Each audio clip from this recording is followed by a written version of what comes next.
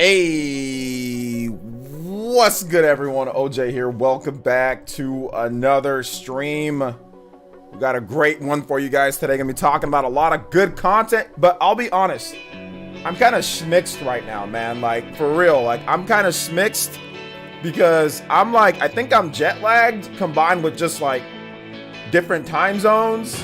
So I'm kind of, I mean, that's the situation. That's the situation. Let me turn down the music a little bit. So yeah, that's kind of what's going on right now, man. But I'm okay. I'll be okay. I think I'll be okay. Yeah. Shout outs to Eric, first time chat. Says, hey yo, what's good, man? Welcome to the stream. Shout outs. Welcome to everybody here. I do appreciate you guys coming through. Should be a good stream, like I said. Should be a good stream. Real quick, let's go ahead and get into some shoutouts, and then we'll get Ninja News, then shoutouts. Is that the order? Yeah, Ninja News, then shoutouts. We had a brand new video up on the channel today, guys, so make sure you guys check that out. If you're new to the channel, or if you're new to my Twitch, or whatever the case is, I cover video games daily. So make sure you guys watch the video. 7:30 a.m. Eastern Time, 4:30 a.m. Pacific Time. Yeah, 4:30 a.m. Pacific Time, 7:30 a.m. Eastern Time, Monday through Friday. Saturday and Sunday videos on the weekends as well. So yeah, so make sure you guys check out that new videos up. Make sure you guys watch that. Going over Shin Megami Tensei 5, going over various different things. So you guys definitely want to check out that, the Metroid demo, stuff like that. So yeah, good there. Thank you guys for watching. I think it's like a top 7 video. It wasn't like amazing, but I think people are just kind of getting back to me making my regular content at the regular time and stuff like that. So yeah. 7th best, over 4K views, so definitely not amazing, not anything crazy, but hey, I'll take it for right now. So let's go ahead and get into shout outs. If you're here in the chat, feel free to say hi. I'm more than happy to say hi back to all my lovely people here. So heard about me from the Spawncast. I haven't been on the Spawncast in like over a month, so somebody must have said something about me, or maybe you're watching an old episode or something like that. Skip the Spawncast. I'll never be on there again. That's why I haven't been on there. I hate the Spawncast. It's a terrible, terrible podcast. No, I'm joking. I'm looking forward to potentially being on the Spawncast. $5 to ask me any Spawncast questions. All right, so let's go and get into shout-outs here in the chat. Let's see, Yosef, what's up, man? Welcome. Glad to see you here. Lainey, what's up, Lainey? Welcome. Bead Queen, what's up, my girl? Bead Queen, welcome back to the stream. Shout-outs. I know you were here yesterday, but just welcome back to just being, you know, I'm here in the States once again, so that's good. Let's see here. Welcome. Rogers Jimenez, what's good? V1 N1, what's up, man? Welcome. Party Man, shout outs to Party Man, the bodyguard. Let's see here. John Fast Ropes into the Unleashes Fury. What's up, Fluffy Dogs? Good to see you here, bro. Welcome to the stream. Shout outs, welcome. Kevin, what is good? Welcome to the stream. Dark Synchron time. Call me Gekuya. Probably said that wrong. What's good, man? Welcome. Brand Smith, what's good? Welcome to the stream. How you guys doing today? Welcome. D Money, Nello Sparta, what's up, man? Hope SMT5 gets a demo. SMT5 is not getting a demo. It is not getting a demo because the game is hard to convey. Like, RPGs tend to, unless you have an RPG that's going to do like a transitional demo, RPGs tend to not get demos, or it tends to probably persuade people to not buy the game. Just because it's hard to convey the like what the game is going to be in a demo, you know. I know some RPGs do have them, but I do think some games probably maybe were hurt by demos, especially if they don't transition over to the main game. Like, I think Bravely Default 2 probably shouldn't have had a demo, but I mean, it did anyway because they need to improve the game or whatever the case is. So it just depends. But SMT5 isn't getting a demo. I mean, it's SMT. Like, you know SMT, man. Like, it's either you like it. I mean, it's pretty cut and dry with the gameplay. Like, you look at it, it's a turn-based RPG. I mean, it's you buy it or you don't. I mean, there is no actual like gameplay. Like, oh, this moves like this and it's action, or it's not like Tales. You know, it's a turn-based RPG. So if you like stuff like Pokemon, or if you like Persona, you know, then you're gonna like SMT5. If you don't, then you don't. But it's too much in terms of like the what they do. So that's why you never really see a demo for like a mainline Persona game or something like that, or an SMT game. But you'll see like a demo for like Persona 5 Strikers. Like, you'll see a demo for that. But even that didn't get a demo here in the West. That was only a Japanese demo, you know? So like, but that was like a new style of game for them. Or like, Hyrule Warriors, stuff like that, where you're trying to see if people will like it. It's like an action game. But yeah, like big RPGs, usually never get, demos. They're very, very rare, unless they're trying to do something completely different or new with the franchise. Then you might see a demo. Or if it's something that's kind of niche and maybe they're looking for it, like beforehand, you'll never see it. Maybe afterwards, like to convince people, but not beforehand. So no, SMT5 is not getting a demo. And SMT5 isn't coming to Steam from what I know. I mean, it could happen in the future, but it's not coming to Steam either. So I don't know. We'll have to wait and see. What's up, Antonio? Well, the demo's already out, Giancarlo. So, I mean, you can play the demo right now. How's the frame rate in SMT5? I think it's 30 frames per second. It's fine. I mean, it feels super smooth. When I played it portable, it seemed like I said, I'm not Digital Foundry, so I don't know, but it's a turn-based RPG. So, like, the frame rate's fine. I mean, it's just a turn-based RPG. It seems just like it's 30 frames per second. I haven't really seen any dips or any frame rate drops or anything, but it seemed maybe a bit higher in docked mode. But like I said, I'm not Digital Foundry. I'm not amazing with frame rates and all that. So, I mean, I'm pretty old school. So yeah, but it seemed fine to me. I didn't see any dips, but remember, it's a turn-based RPG, guys. It's not, it's not an action game. It's not anything like that. I mean, and the worlds are pretty, I mean, you've seen what but like, it's not like they're populating the worlds with a bunch of stuff in there. So, I don't really see if I don't see any issues with it so far. I've heard that it's uncapped. Yeah, it definitely feels like it's uncapped. At least docked, it feels uncapped. Portable, it feels kind of like locked in 30. I think maybe docked, it's uncapped, because it definitely feels like it's going a bit faster than 30. But like I said, I'm not a Digital Foundry. I don't know. I don't have a frame rate counter up, but it definitely seems like it is unlocked docked. And like portable, it's 30 frames. That's what I'm guessing, but I mean, I don't know for sure, so don't quote me on that. How's the English voice acting and file size for SMT5? The file size is up on the eShop. I think it's like 20. Is it like almost 20 gigabytes? I'm not really sure. Or is it less? I don't know. I don't remember what the file size is. But I know that the voice acting is good. It's not bad. It's the typical Atlas voice acting, so if you've played their other games that have voice acting, well, there you go. It's it's Atlas. So I mean, whatever the English voices you've heard in other Atlas games, it's the same in this one. It's not any better or worse from what I've seen from previous Atlas games like Persona 5 or other games like that, The protagonist doesn't talk much, but he talks in battles. Like you'll hear him say like strike, and you'll hear him say certain things, Oh, snap. Oh, shoutouts. What the heck? Did that not? Oh, the alert box is off. Why is the alert box off? My bad. Hold up. Here we go. Dallas in your pockets. I'm sorry. Shinru with the $5 donation, and he says, in the spirit of Halloween, here's a Friday Night Funkin' song. All right, shoutouts. Thank you, Shinru. That does make you the top streamer and stream Hulk Hogan. Thank you for the donation. Shinru, my bad, man. I'm sorry about that, dude. I did not see my alert box was turned off. Shinru, I'll give you 2 Friday Night Funkin' songs now for the price of 1. Thank you, Shinru. That $5. Anybody wants to top my man Shinru, get up on the board. Just do more than 5. Shout outs to Shinru. Appreciate that. All right, Friday. Sorry about that, man. Friday Night Funkin'. Oh, okay, hold up. Sorry, let me go over to here. I don't have my... Guys, I'm still getting used to streaming on this setup, even though I was gone for quite a bit and streamed on my other setup. So things were definitely different. So I'm still adjusting to being back, What's up, Mr. Davis? I'm doing pretty good today. How are you, sir? What's up, Nintendork?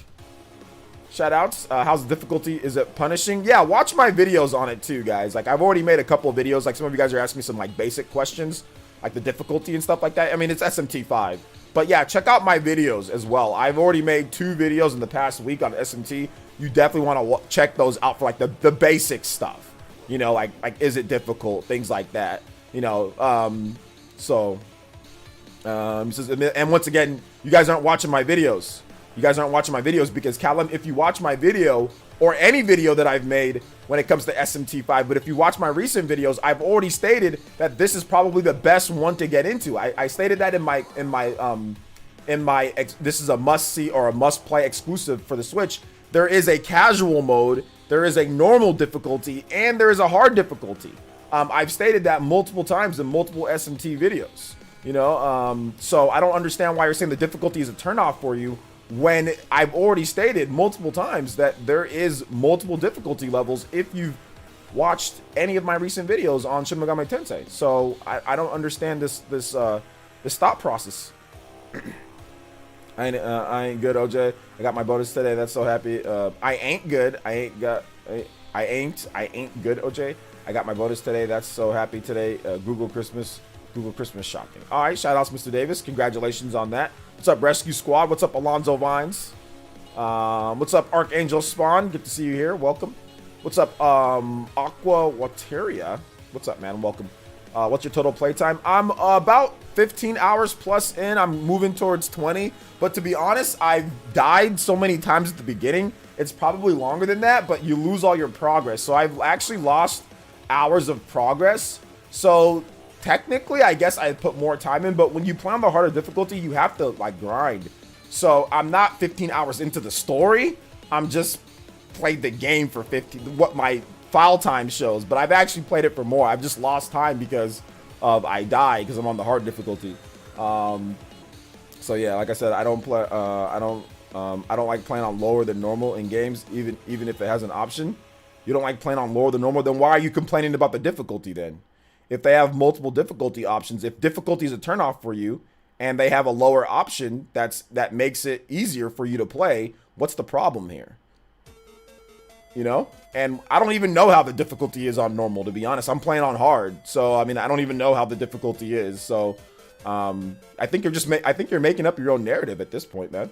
You're not listening to what I'm saying. Like, you're not listening to my videos where I explain things. You're just making up stuff that you think and then coming here and saying them. Watch the videos, Cal. I don't know how many times I have to tell you this, bro. You're here too much and you contradict what I say way too much to not watch the videos. Watch them and you'll learn more, man. Like, I don't understand this logic. I really don't.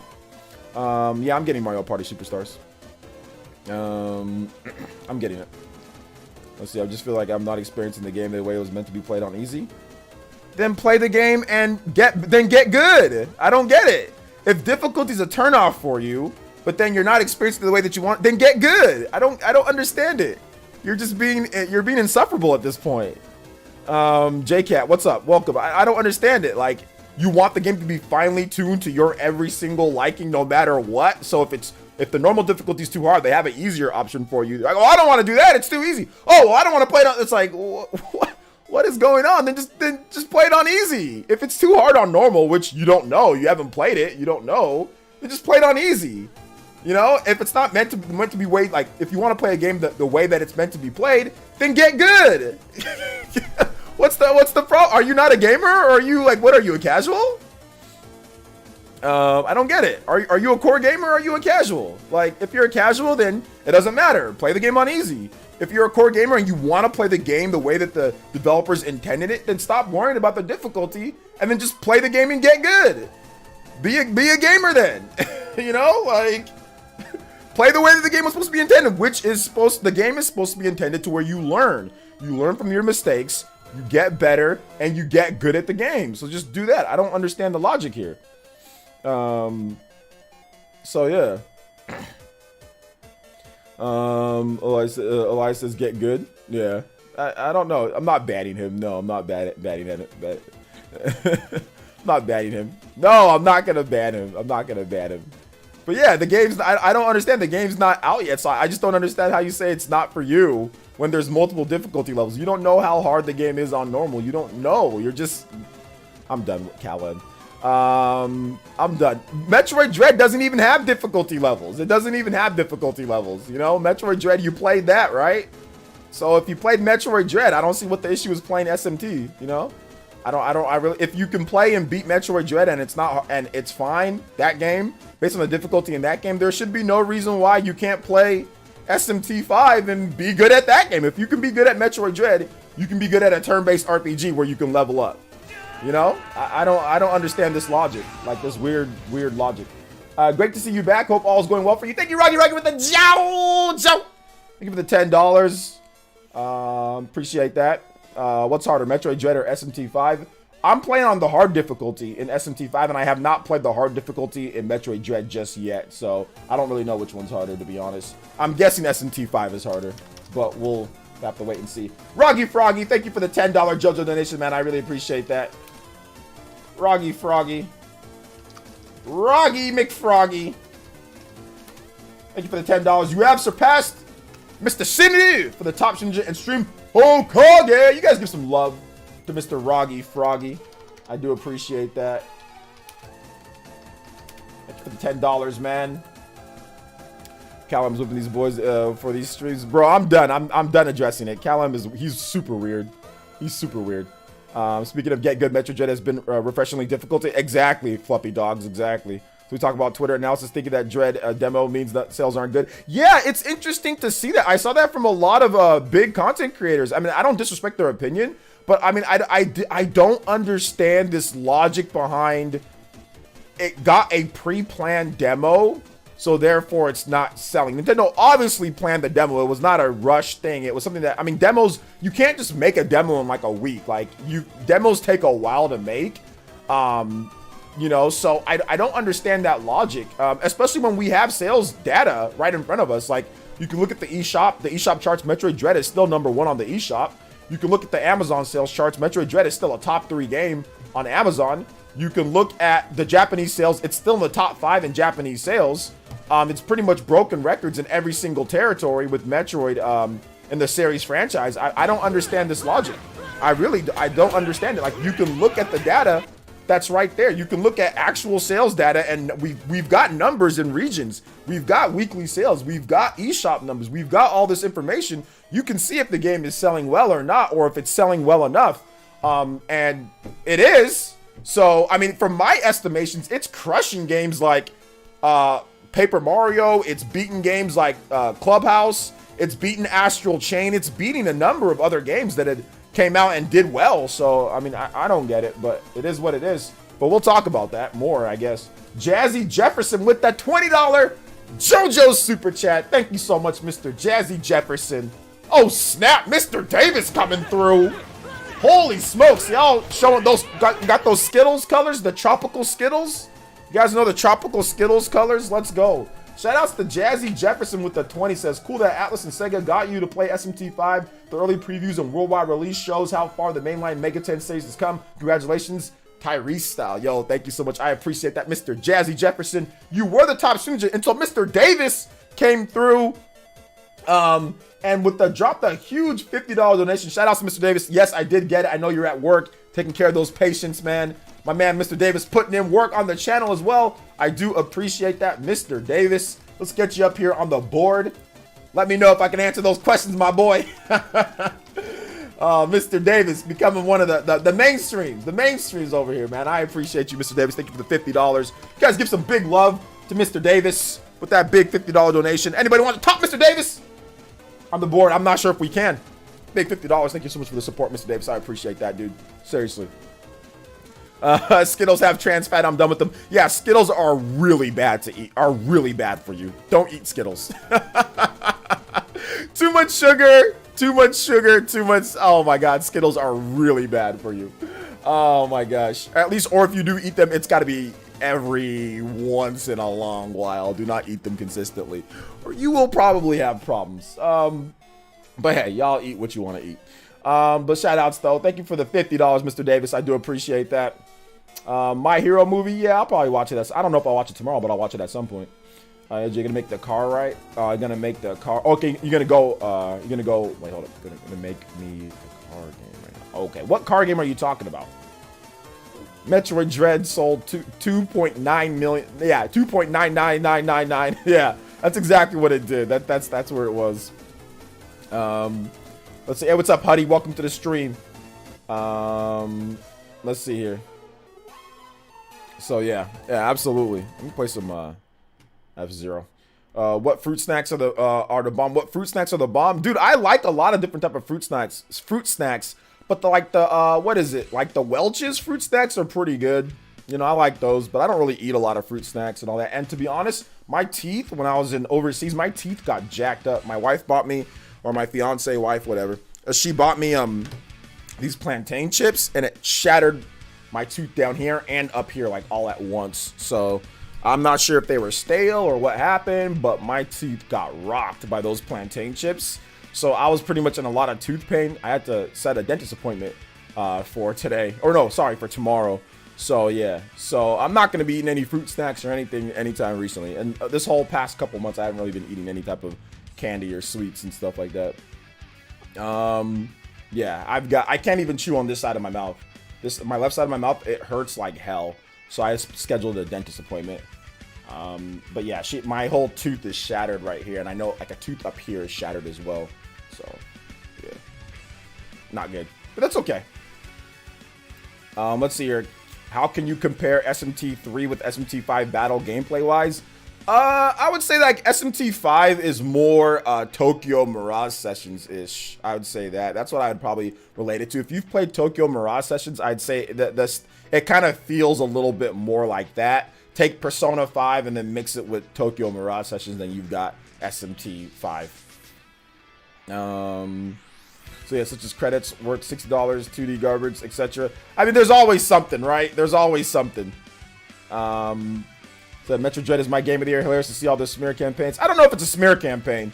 I think it's just different opinions. You know, people have opinions on stuff. Ain't getting much better. The Game Master dress. I got it. My fave for right now.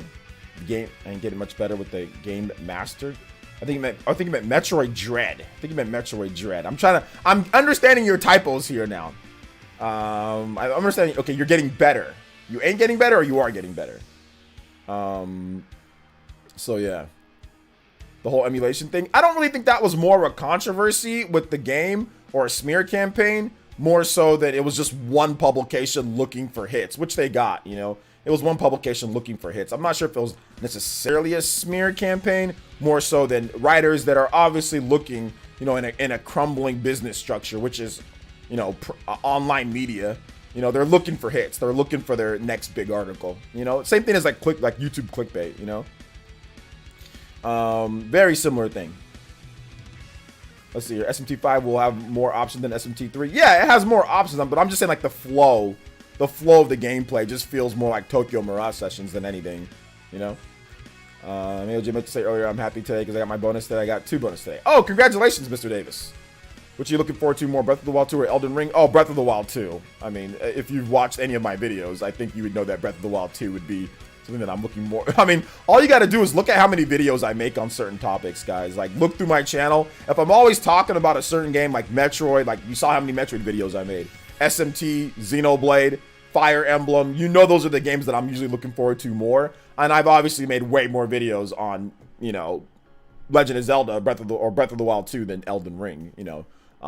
But Elden Ring was looking good, but I'm definitely looking forward to Breath of the Wild 2 more, you know. Elden Ring is looking good though. I'm looking forward to playing that game for sure. Elden Ring, you mean Dark Souls 4 with the jump button? I mean, I don't know about Dark Souls 4 with the jump button. Hey, I'll take it. I'll take it, man. I'll take it. The Nintendo Spirit has missed you, OJ. Well, I mean, I've been around. I was still on Twitter. I was still making content. But yeah, it's good to be back making the regular videos, you know, everything like that. So yeah, man. Hey, what's up, Psycho Pie? Good to see you here, bro. Welcome to the stream. What's up, Skipbit? Welcome to the stream, bro. Hype for 2022. Yeah, me too, man. I'm hyped. Roggy Froggy, what's good, man? What's up, Dank Meme? What's up, Dank? Welcome to the stream, man. Welcome. Shoutouts. Shoutouts to everybody here. Jaybird, what's good? Welcome. If I haven't said hi to you, make sure you say hi.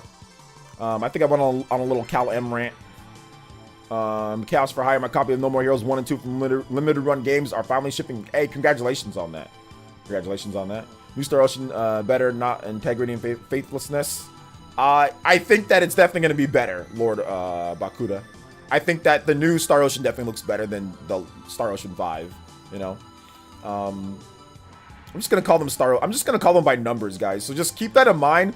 Whenever I address Star Ocean, it will be in numbers. It will not be by the damn names of the games, okay? So it'll be Star Ocean 1, 2, 3, 4, 5, you know, and now this is Star Ocean 6. So I'm going by I'm just gonna call it Star Ocean 6, okay? Just because these names, man. these names, faithlessness and integrity and faith, the fistful of hope. I don't know.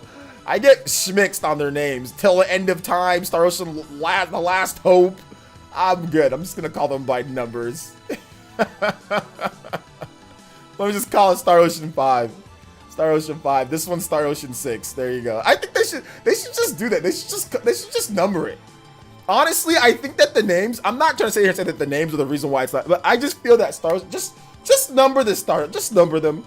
And I don't usually call for numbered games. I honestly don't usually call for numbered games. But for those games, yeah, just number it. Just number it. You know, just number it. I'm out of the Star Ocean loop. What happened with the last game? It was just bad. It just wasn't good. Hey, what's up, Mellow Wolf? Shout outs to the Aussies. What's good? OJ, I don't know if you talked about it yet, but how do you feel about pushing PC push? Do you think the exclusive is gonna? I think that a lot of the exclusives are gonna head to Steam eventually, but we'll see. But yeah, I think it's good for Sony because they need that extra money. You know. The Vendetta against. Thank you for the 2 NZs. I appreciate that, Vendetta. My man always supporting the stream with those 2 NZs. Let's get those New Zealand bucks. The integrity of the Spawncast has been significantly compromised without you. What? I highly doubt that. John runs a tight ship there, so I think that I think that you're joking. I think that you're joking, Nintendo. But I appreciate that.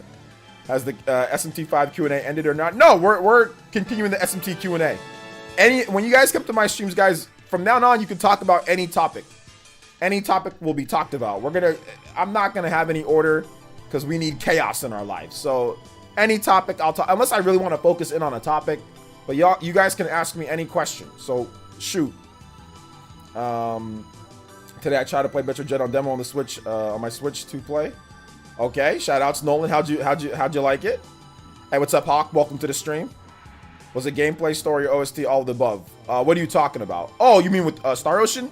It was literally all the above. The graphics looked kind of corny. The gameplay was not as good as it looked when you saw the trailers. The story was bad. Was worse than Star Ocean 4. Star Ocean games have always had bad stories, though, for the most part. Except for like the first Departure. The first couple games, and maybe even up to Star Ocean 3. But Star Ocean 3's ending is BS. But Star Ocean games are low budget, big RPGs. If that makes any sense, Star Ocean is a lower end, big RPG. So there's always like hella content and hella things to do in Star Ocean games. They're big in scope and scale relative to the hardware that they're on. Like the original game on the like for example, Star Ocean, The Last Hope, or Star Ocean 4. Now, that was a huge Xbox 360 game at the time. Star Ocean 5 is a big game. There's a ton of stuff to do in Star Ocean 5 on PS4 and PS3. But the game's just not good. But the games have always been lower end and tons of stuff to do. Big, realized worlds, stuff like that. So it falls right in, like Star Ocean 6 falls right in line with the previous Star Oceans. Graphics look kind of meh. Art is kind of meh. Probably voice acting and a lot of stuff will be kind of meh or B tier. But there's fun to be had in the gameplay. Even in the worst Star Ocean games, there's fun to be had. It's not Final Fantasy, 16. It's not Tales. It's not up to the Tales games. It's not even up to the Tales games before Tales of Arise. Star Ocean has been a lower end compared to other RPGs.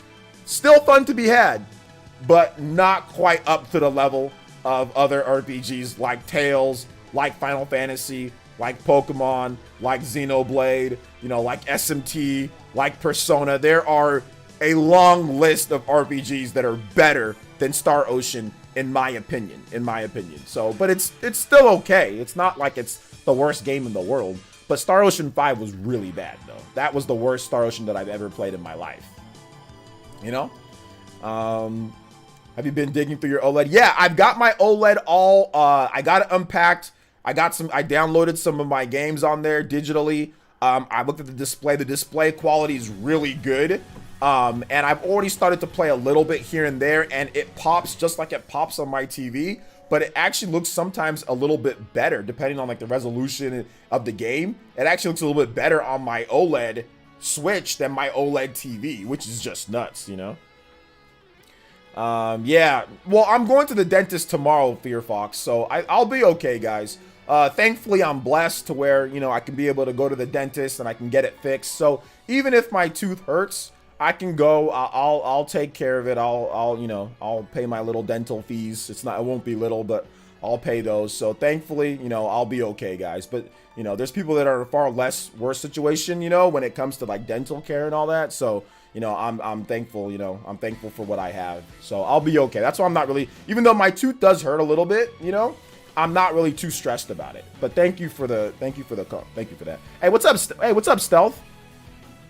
Xenoblade 3 comes out next year. It's gonna look very bad in comparison. yeah, Stealth, man. Yeah, I agree. By the way, Stealth, we still need to, now that I'm back fully and I don't gotta worry about traveling, we definitely need to get together on a discussion, like on a modified, maybe like a new branded PE podcast or something like that, where I have individual discussions with people. But yeah, man, Stealth, I'll DM you. We've got to do that sometime this week or next week if we can. Maybe shoot for next week. But we got to talk about Xenoblade, SMT. We got to talk about all this stuff. But good to see you here, man. Talk about Tails. Did you platinum Arise yet? No, I haven't platinumed Arise. What the hell? No. If I platinum it, then you'd see some content on the channel, or you'd see some. I don't ever talk about 100% in any game, so I don't know why you're asking if I platinum the Rise. Do I platinum games a lot, or do I even do that? No. What? About 4 months, my badge, 1 weekend. Shout outs to the village. Yeah, shout outs. Welcome. Mario Party Superstars is looking clean. Man, I really like everything I've heard about and seen so far. Yeah, I was reading some of the reviews. Looks like it has like a 79 to 80. It's one of the best Mario Party games, you know, released in quite some time apparently. So yeah, that's good. I'm happy that Mario Party is doing well. I'm really happy about that. So yeah, it's good to see. Shout out to you guys. Thank you guys for watching. 200 plus people watching on the stream today. Make sure you guys hit that like button. Make sure you hit the like button. You know what I'm saying? Share the stream if you can. Appreciate you guys. So yeah. Hey OJ, look at the SMT5 DLC. I don't know what to get. Should I get everything or just subquest to make it more difficult without the Mitamas? You know what? I don't really know at this point, Beast Pirate. So let me do some. Let me talk to. I don't think Atlas got me. I don't think I have the DLC. Make it more difficult without the. Yeah. I'm not really sure. Let me get back to you on that, Beast Pirate. OJ Cross Stealth would be awesome. Yeah. We've been trying to plan that for a while now. We still need to do a video or like a little live stream, probably like a discussion. I think a discussion would be better. It just depends. So yeah, SMT5 is fully voiced in story, or are there quite a few lines and cutscenes not spoken? It's mostly fully voiced. The protagonist doesn't talk though. Like he doesn't talk in the. So it's very much like Persona 5, but it's like Persona 5. There's some stuff where it's not voiced, depending on like side quests and things like that, but any major cutscene is usually voiced, from what I understand. But to be honest, I haven't done a ton of the story. I've just been building up because like you gotta level up on hard. You know, you gotta level up. You gotta get different demons. You gotta fuse. You gotta do like a lot. Like you gotta take advantage of everything, like of all your tools at your disposal. So I can't really just plow through the story. I mean, a lot of people who are like, getting through it and they have like a lot of hours into it are playing on casual mode for review or playing on normal mode, but I'm playing on hard, so you know, yeah. Let's see here. Where would you rank the OST? It's too early to rank the OST. I haven't seen it. I haven't heard enough of it, Nello. As only Mario Party I've played was on the DS. Is new one on Switch worth the pickup? I haven't played the new Mario Party yet, but based on the reviews, it definitely seems like it crushes the DS one, and it looks like it's better than pretty much every single Mario Party made in the last decade plus. So I think the last time Mario Party was this good was probably like on the GameCube, you know? So yeah. Hey, shout outs, man. No problem, Termina. Thank you for watching the videos in the morning, guys. Remember, 7:30 a.m. Eastern time, Monday through Friday. Videos on the weekends as well. Casual mode. Yeah, there's a casual mode, and there's even on day one, there will be a day one update that'll give you like mercy mode or merciful mode. That's even an easier difficulty than the regular mode. How large is the world feel compared to Xenoblade? Xenoblade feels maybe a bit more open in some regards. if you're talking about Xenoblade X, there's no comparison. Xenoblade X is still like the largest world that I've seen it like on a Nintendo made RPG or Nintendo like exclusive. But I would compare it to like maybe, I'm not too far in though, but I'd compare it to like Torna on steroids maybe, probably like several times. I mean, it's like maybe not quite as big as Xenoblade 2, but I'm not all the way through, so I don't know yet. Maybe not quite as big and open in certain areas, but like bigger than Torna and like what Torna did. So maybe somewhere in the middle, you know, when it comes to it, somewhere in the middle. So maybe less than Xenoblade 1, less than Xenoblade 2 from what I've played. It doesn't feel as open within the worlds. Definitely open, but not as open. But definitely open. Bigger than any other SMT game, bigger than any other Persona game. African Triforce with the $10. Says, I think I need to be mandatory that reviewers have to be good at playing video games. A lot of these Metroid reviews are just bad takes. I don't know if it's mandatory because it doesn't reflect what the gamers are. A lot of gamers suck, so I mean, it just depends. If a reviewer sucks, and it just is what it is. But yeah, I think it's mandatory that developer or reviewers be somewhat competent at the games, at least try to get good. It's their job, you know. But yeah, thank you for the $10 though, Mr. African Triforce. Appreciate that. You guys give some love to African Triforce, always showing that love. Also, guys, make sure we're trying to get our Elite Ninja count back up to 500. So if you want to support the stream, and also you want to get your emotes and Discord access and enter into our tournaments, we got a $1,500 tournament for Super Smash Bros. We got a few spots open. Make sure you become a Discord member, member of PlayerEssence. It's only $1. The what's it called? The link is at the top of the page on the chat, the blue bar. You guys can see it there. Get your emotes, guys. Get your emotes. I got a shill for my memberships here, guys. All right, let's see here. How's the performance in the overworld? Pretty good from what I understand. I think it's, I'm not 100% sure, but somebody said that it's unlocked in the overworld. At least docked it is. So it's either 30 frames per second from what I've played, it was solid, or it's unlocked and it runs a bit smoother. So I'm not Digital Foundry though, so I don't know 100%. But it feels like 30 frames per second or faster docked. Nintendork with the 4 months membership. Thank you so much. Tune in tier. Let's go, Nintendork. Let's get it. OJ, listening to you while I exercise. Hey, there you go, Miggy. Shout outs. I did not hear the world is larger later on, but yeah, that's what I meant. I did hear. Okay, yeah, it's probably bigger. That's why I said it's early on. There's probably a lot bigger worlds, but just from like where I'm at right now, like it doesn't seem to be at the scope of like a Xenoblade, you know, a Xenoblade at this point. It could get there, but I don't think it quite is. But Xenoblade is interesting because Xenoblade doesn't have some of the stuff that SMT5 has in the open. Like, for example, Xenoblade, you can't jump like and do platforming per se, or like do like certain context things, whereas SMT5, there's like certain things like you slide down hills, you know, you could ninja run, right? Like you can climb up certain like obstacles, which Xenoblade doesn't really have those. There's things like where you go up stuff, but Xenoblade doesn't really have stuff like that. So it feels like the world is maybe a little bit more involved in terms of what you do. But they're similar in respects. Like I definitely think they looked at Xenoblade and said, hey, maybe we can model a game after like modern open-ended games, you know? OJ, what is the green message I sent? You did. It's just basically showing that you're 4 months a member on the channel, so it's giving you like a shout out for you know, renewing your membership every month, you know. So yeah. Got a question. What's a good game for me to get? You talk about now because I like Usher game. Usher. A good game for you to get? I mean, it just depends.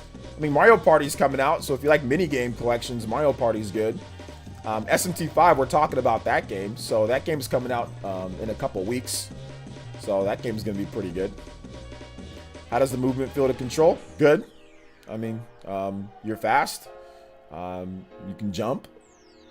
It's not laggy. There's not any input delay. Good. Happy Halloween, OJ. Are you gonna dress for Halloween? You should go as Harry Potter. All right, I'll do that. When is Halloween? I don't even know. I don't even know when is Halloween. Halloween's this week, right? It's like tomorrow or something. Yo, shout outs to Beat Queen. with the ultimate Hokage. I know she upgraded to that earlier this year. Thank you so much, Bead Queen.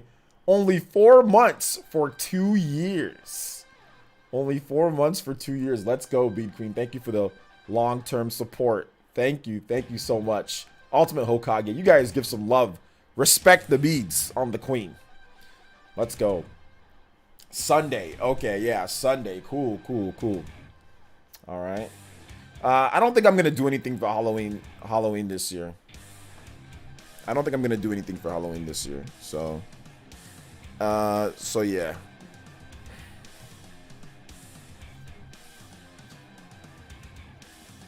Thank you so much. Thank you for activating that Elite Ninja pledge, like always. Let's see. At least hand candy out. I'm probably not going to, but we'll see. We'll see. I'm probably not going to, though. Not a lot of people trick-or-treat in this area anyway, and there's also the COVID pandemic that's still somewhat ongoing, so I don't know if I even want to. I don't know. We'll see.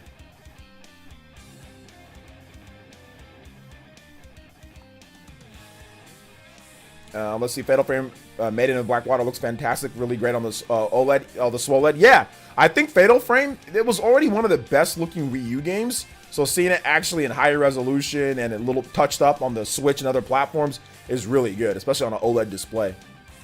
Like the rich blacks and deep colors, you know, of it, you know, is really good contrast. That's what an OLED screen does well, because what OLED does is that each little panel is individually lit. So when you have a game, in addition to getting bright colors and vibrant contrast, it turns off anything that's like black on there. You know, it turns it off. So you get like this rich contrast in terms of like lighting and how it looks, right? Because it's not a fully backlit panel to where it kind of looks like a hazy black type of color, like a dimly lit black. It's like a rich and deep black on the, you know, on the OLED screen. So it makes everything pop a bit more too with that as well. So yeah, it's actually pretty cool. I've got my Switch OLED. It's in the living room, I think. I just got done charging it, downloading some games, tested out Dread a little bit.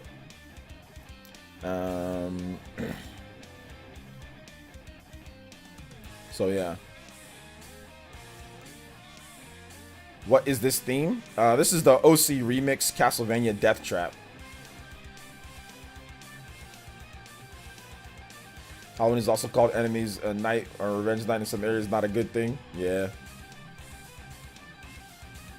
Is the terrain interesting to explore as well as stuff to do? I know it's not Xenoblade. I haven't went to as many different areas, but yeah, I mean it's post-apocalyptic, so pretty much what you've seen so far in the trailers is what you're getting, you know. But it's more about just like exploring and finding like the little things like in the open world, like there's these little machines that can give you little, forgot what they're called in the game, but it's basically like little collectibles that you can sell for money. So finding those vending machines that do that, finding the little Mitama dudes, finding the little there's like things called Glory, and Mitamas and Glory, they get you rewards to where you can unlock more powers for Nahobina. So yeah, so it's interesting in the sense that you want to explore and get all that stuff. Switch OLED makes me want to have OLED for all my screens. Yeah, pretty much. I mean, I've experienced OLED or very similar to that, like on my phone. This is my first experience of like OLED, and then my TV was my next experience, and then and then now this Switch, So yeah, it's good. OLED's good, man. It's good tech. Does SMT5 have traditional dungeons? I haven't ran into a traditional dungeon just yet, but I'm almost positive that they're in there. But check out, I think Game Explain is further, so they might be able to answer that question. But I'm literally at the beginning of the game. I haven't even taken on like the first real big major boss, you know. So yeah, I went through a few cutscenes. I'm still at the first area, the first location, you know.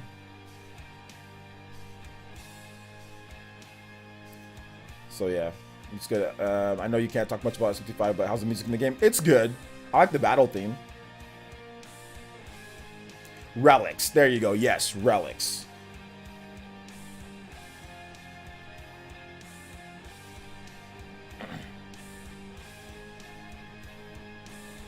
No, hey, Nintendo and the Jet, it's cool, man. No hate at all, guys. There's no need to argue in the chat, guys. We're good. How addictive is SMT5? Extremely addictive. Probably one of the most addictive games that I've ever played in my life. It is highly addictive. As soon as I'm done playing, I want to continue playing. As soon as I finish, I never want to stop because there's so many elements to the demon fusion, to the gameplay, to like the graphics look awesome. Like I get kind of goosebumps talking about it because I've been waiting for this game for a long time, but it's super highly addictive. And if you watch my video that I made recently, I like the flow of it more because it reminds me of the flow of a Xenoblade or another RPG, and it's not like Persona 5. Persona 5 is addictive. I think Persona 5 Royal is really good, but Persona makes you want to quit at times because of how the game, how it's segmented. Like this, it's either like you love it or you hate it, or maybe you're in between. But for me, I'm not a huge fan of micromanaging everything that I do. Like in an RPG, I just don't like to be micromanaged. And Persona is a micromanaging game. You have this day to do this, to do this, to do this. So at times I would take breaks from playing Persona because I really loved like the like when you go down into like to the dungeon area or whatever, you know, in Persona, and like the palaces were great, but it's like, okay, you can't stay too long. You got to plan it. You only have this many days. That's like this many days. Okay, you only have this to do this. I have to go do my job. Then it's afternoon. Okay, I only have this day. If you don't go between this day, then you're gonna die. If you don't, you have this many days to do this. Okay, go send the calling card. Like it's cool, but it's hella nice to go back to a game where it's just free flowing. You play at your own pace. You're not worried about this, that, and that, and micromanaging yourself as a high school student. You're just a freaking demigod in this world. Go play, go have fun, go level up, go battle. You know, it's just more of my flow of game, you know? It takes the best aspects of what Persona does in terms of combat, right? Or Mega 10 combat. It takes some aspects of like, okay, the high school life, but not really. And it kind of takes the aspects of like Xenoblade and it kind of mixes them all together. It takes Tokyo Mirage Sessions and mixes it all together. And says, here you go. In which Tokyo Mirage Sessions was even micromanaged too. That was also like okay, I've got to go do this and I've got this pop song that I got to go sing. I'm over here. SMT5 is like, nah, hell no. Skip all that. You're in this world. You're a freaking god. You're a demigod. Go kick some butt. Go do side quests. It's like I said, it's like Xenoblade in structure, which is, I like that because I like Xenoblade. I like Xenoblade more than Persona, you know, and I like Xenoblade more than SMT. All the other SMTs. SMT5 seems to be on a little bit of a different level, you know. Yeah, Persona, and like I said, Persona's not bad. It's good, but Persona micromanages the hell out of you, and I don't like micromanaging my life. Like personally, just me. I'm not a fan of micromanaging. Like, I'm gonna write down this. I'm gonna write down this. I'm gonna split my day into this. I'm gonna do like I'm not a fan of micromanaging. I'm a free flowing. Obviously, as you guys can tell by my streams, I'm a free flowing dude. You know, yes, I have basic plans for my day and for stuff, and I'm studious on that. But I'm not a fan of time limits and stuff like that. Oh, you can only do this. Like I'm never a fan of that. Not in real life, not in games. I don't like that type of stuff, you know. I just like being able just to explore and play a game freely, you know. That's why I like Metroid games, and that's why I like RPGs and I like exploration. I don't like restrictions and time limits and all that. I've never been a fan of that type of stuff in games. So, and Persona does that a lot. Like Persona, it's just littered throughout the game. So I'm liking this one more structure-wise, just for me, you know. Persona does some great stuff too, though. Is it pretty explicit with the language and stuff? It's just there's some cursing, but nothing too crazy. I only got Persona as well. I was a bit worried they were going to implement that stuff. No, it's not like that at all. Because you can't do all that micromanaging stuff in an open world, you know?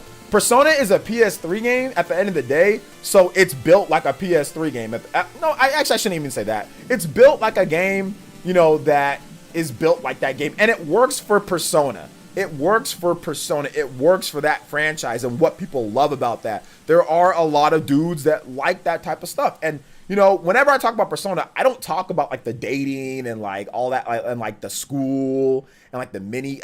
I talk about the combat. I talk about like the style, the presentation. I've never praised Persona for like, oh my god, I love the dating, and I've never praised Persona for that. I've always praised it for the combat. I've always praised it for the story, for the gameplay, stuff like that. Even the mini game stuff can be cool, but Persona, especially Persona 5 Royal, they make things easier, but man, it's just like you have like a little hideaway thing that you can go to. There's mini games. It's just like, oh, it's just too much. It's just too much. It's just too much. Like there's just too much micromanaging and going here, going there, home, and you're there. It's just like like Persona 5 Royal just kind of drove me nuts at times, dude. Like, I'll be honest, it just drove me nuts at times, man. I love the game, but it drove me nuts, dude. It really did. Oh man, how's the world like? Isn't it too arid? I don't know what too arid. What does that mean? Can somebody? Sorry, my vocabulary is good, but arid as in like I'm thinking like dry. Are you thinking dry, or what do you? Are you literally interpreting that? Explain to me a bit more. So let's see. SMT5 only Nintendo. I saw articles saying it's time exclusive. No, you didn't see any articles saying that it's a time exclusive. No, there are no articles saying that it's a time exclusive. At least nothing confirmed. Maybe speculation.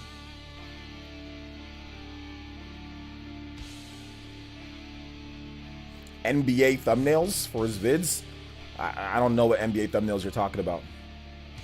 Desert? Oh, there's more areas than just the desert. The desert's just the first area. There's other areas that aren't a desert, though. Have you watched the trailers? Like a desert? There's a desert area, but there's areas outside of deserts. You guys know that, right? Watch the trailer. Watch my videos, guys. Or watch a trailer. If you see it, if any trailer in the game shows more than just the desert area. So yeah, watch the trailers, guys. Watch my videos on it, okay? Watch the videos, guys. I do content on there every single day. A lot of you guys aren't watching. So yeah, watch the trailers. Watch my videos. Watch my videos on it. Is it better than Monster Hunter Stories 2? Yeah, it's looking like it's quite a bit better than that game at this point. Performance-wise, absolutely. Like frame rate-wise, absolutely. Atlas spent money on this game. This is a high-budget game. From my perspective, this is a high-budget AAA Switch game.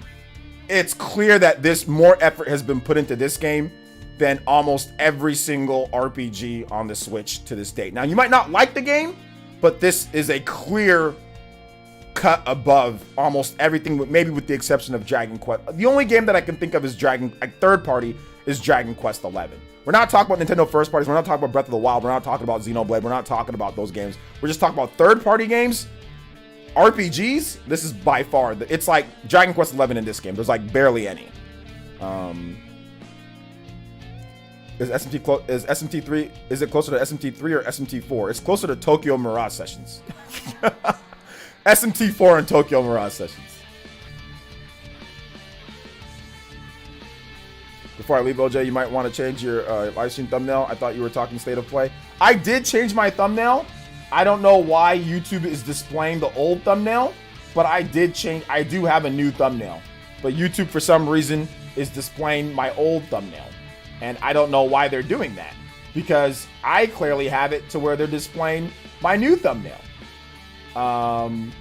So I don't know why. It's just YouTube being YouTube, but I definitely changed the thumbnail on my screen. I absolutely changed it. I absolutely changed it. So just keep that in mind, guys. If you guys see a different thumbnail, it's not me. It's YouTube being YouTube. So I definitely changed the thumbnail though. I definitely changed the thumbnail. I'll even prove it to you guys. This is supposed to be the thumbnail that you guys see. That's supposed to be the thumbnail that you guys see. That's the thumbnail that I saved and I put into the thing, but it's not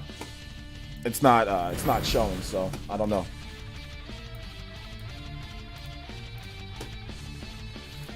Let's see here. Didn't Nintendo help with the funding. I'm not sure. I know that they're helping with distribution of the game. I know that they're distributing the game in some areas. A repeat question, haven't got notification from your channel as of late. Have you been away and how are you? I'm doing good, Big Gaming. Yeah, I was overseas, but I'm back now. Let's see. To me, SMT5 resolution is higher than Dragon Quest 11. It might be, but I'm not a resolution guy. I can't tell. I don't know, but it seems to be higher resolution. Yeah, it seems to be. Yeah. Classic YouTube disruptions. Disruptions. Yeah, man, it is what it is. Does dynamic resolution get bad as in Xenoblade 2 in handheld? It looks clearer than Xenoblade 2 in the handheld. It looks from what I've seen. But then again, I'm playing on like a OLED, and I actually played the game on my regular Switch too. But no, the resolution looks better, but it's not like, I don't think it's like, oh my gosh, amazing. I don't know if it's like 720p the whole time, but it definitely looks a bit clearer. But I didn't really play Xenoblade in portable mode that much compared to dock, to be honest. So, can you say how long SMT5 is? I can't say how long SMT5 is because I haven't beat it. Predict SMT5's Metacritic.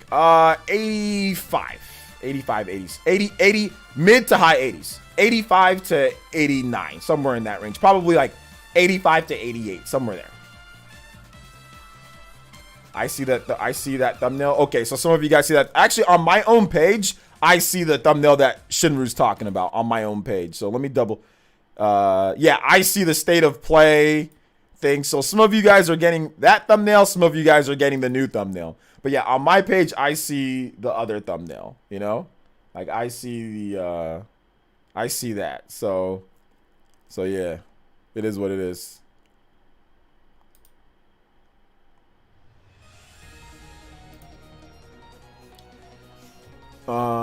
So higher than Dread on, so not higher than Dread on Metacritic. No, I don't think they'll be higher than Dread on Metacritic. No.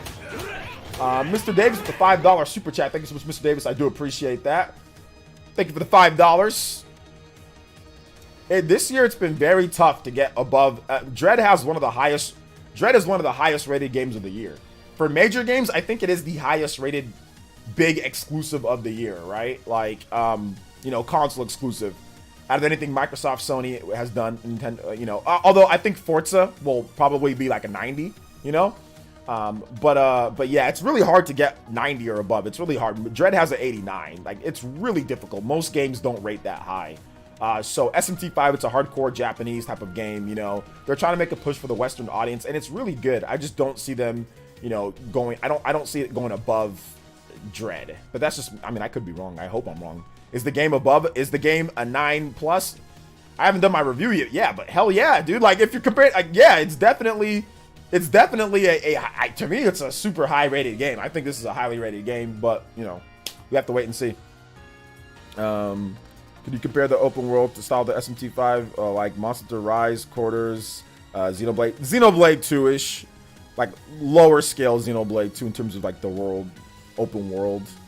Not like Monster Hunter Rise. No, that Monster Hunter Rise is not even. It's not even open world. It's not. It's Monster Hunter Rise is just like some areas, locations that are connected, and like. But Monster Hunter Rise is, it's not open ended because like it's segmented. It's not. It's not like that. It's more like Torna or like Xenoblade, just maybe on a little bit of a smaller scale. But I have to play more of the game, to be honest. Thank you for the $5, Mr. Davis. Just want to ask again, make sure, would you say this game is on par with Xenoblade for those who love JRPGs? On par, quality-wise, it's higher than Xenoblade. So production value is higher than Xenoblade. Like, Xenoblade 2, yes, absolutely. You can tell that this game definitely has more money put into it. It has a bigger team size. So production quality-wise, yes. It's definitely bigger than Xenoblade. But the only, I would say, like, highest end Xenoblade game, like the only really high end Xenoblade game is Xenoblade X. That's the only game that they really like put everything they got into it. Maybe the original Xenoblade for the Wii, and then Xenoblade X. Xenoblade 2 is a side project. It's a really good side project, but it's a side project. You know, Torna is a even smaller end side project to Xenoblade 2. Xenoblade 2 has a lot of content and it's good, but the production and like the money spent on that game is not up to the level of like Dragon Quest or SMT5 or Persona or something like that. Production value wise, content wise, I don't know if it's bigger than Xenoblade. You know, I don't know if it is, but production value, yeah. I mean, Just your eyes. Just use the eyes, guys. Production value wise, yeah, it's definitely a bit higher. The graphics are a lot better. It's Unreal Engine 4. I mean, obviously it's a higher end game. What do you think the common criticisms of SMT5 will be? Difficult. It's too difficult on the normal difficulty. It doesn't do enough. Like, it's the same type of game. Maybe it's not new enough. You know, that's what I kind of see. Maybe I miss my dating. I don't know. On par in terms of quality and enjoyment. Oh yeah, absolutely. It's definitely on par in terms of quality and enjoyment. If you enjoy Xenoblade, and you enjoy Persona, if you enjoy Pokemon, then this should be right up your alley, you know? Just ported the game, not only to support the fans, but also to take his attention to get more game ports. Yeah. I mean, if anything, this gets more attention to get more exclusive games made for the system. I mean, ports are great. Don't get me wrong. I love me some good ports, but there is a feeling like notice how the two best JRPGs from a game quality wise and a production third-party ones are games built specifically for the Switch. Dragon Quest XI was not a port. It was built specifically for the Switch. Shin Megami Tensei 5 is not a port. It was built specifically for the Switch, you know? So I think that creates a better game overall than a port. Like, don't get me wrong, ports can be awesome, but like, let's look at like the latest, like you know, Nippon Ichi Software, you know, the latest Ys Monstrum. Like, look at that game. Like, look at, like, that's a port.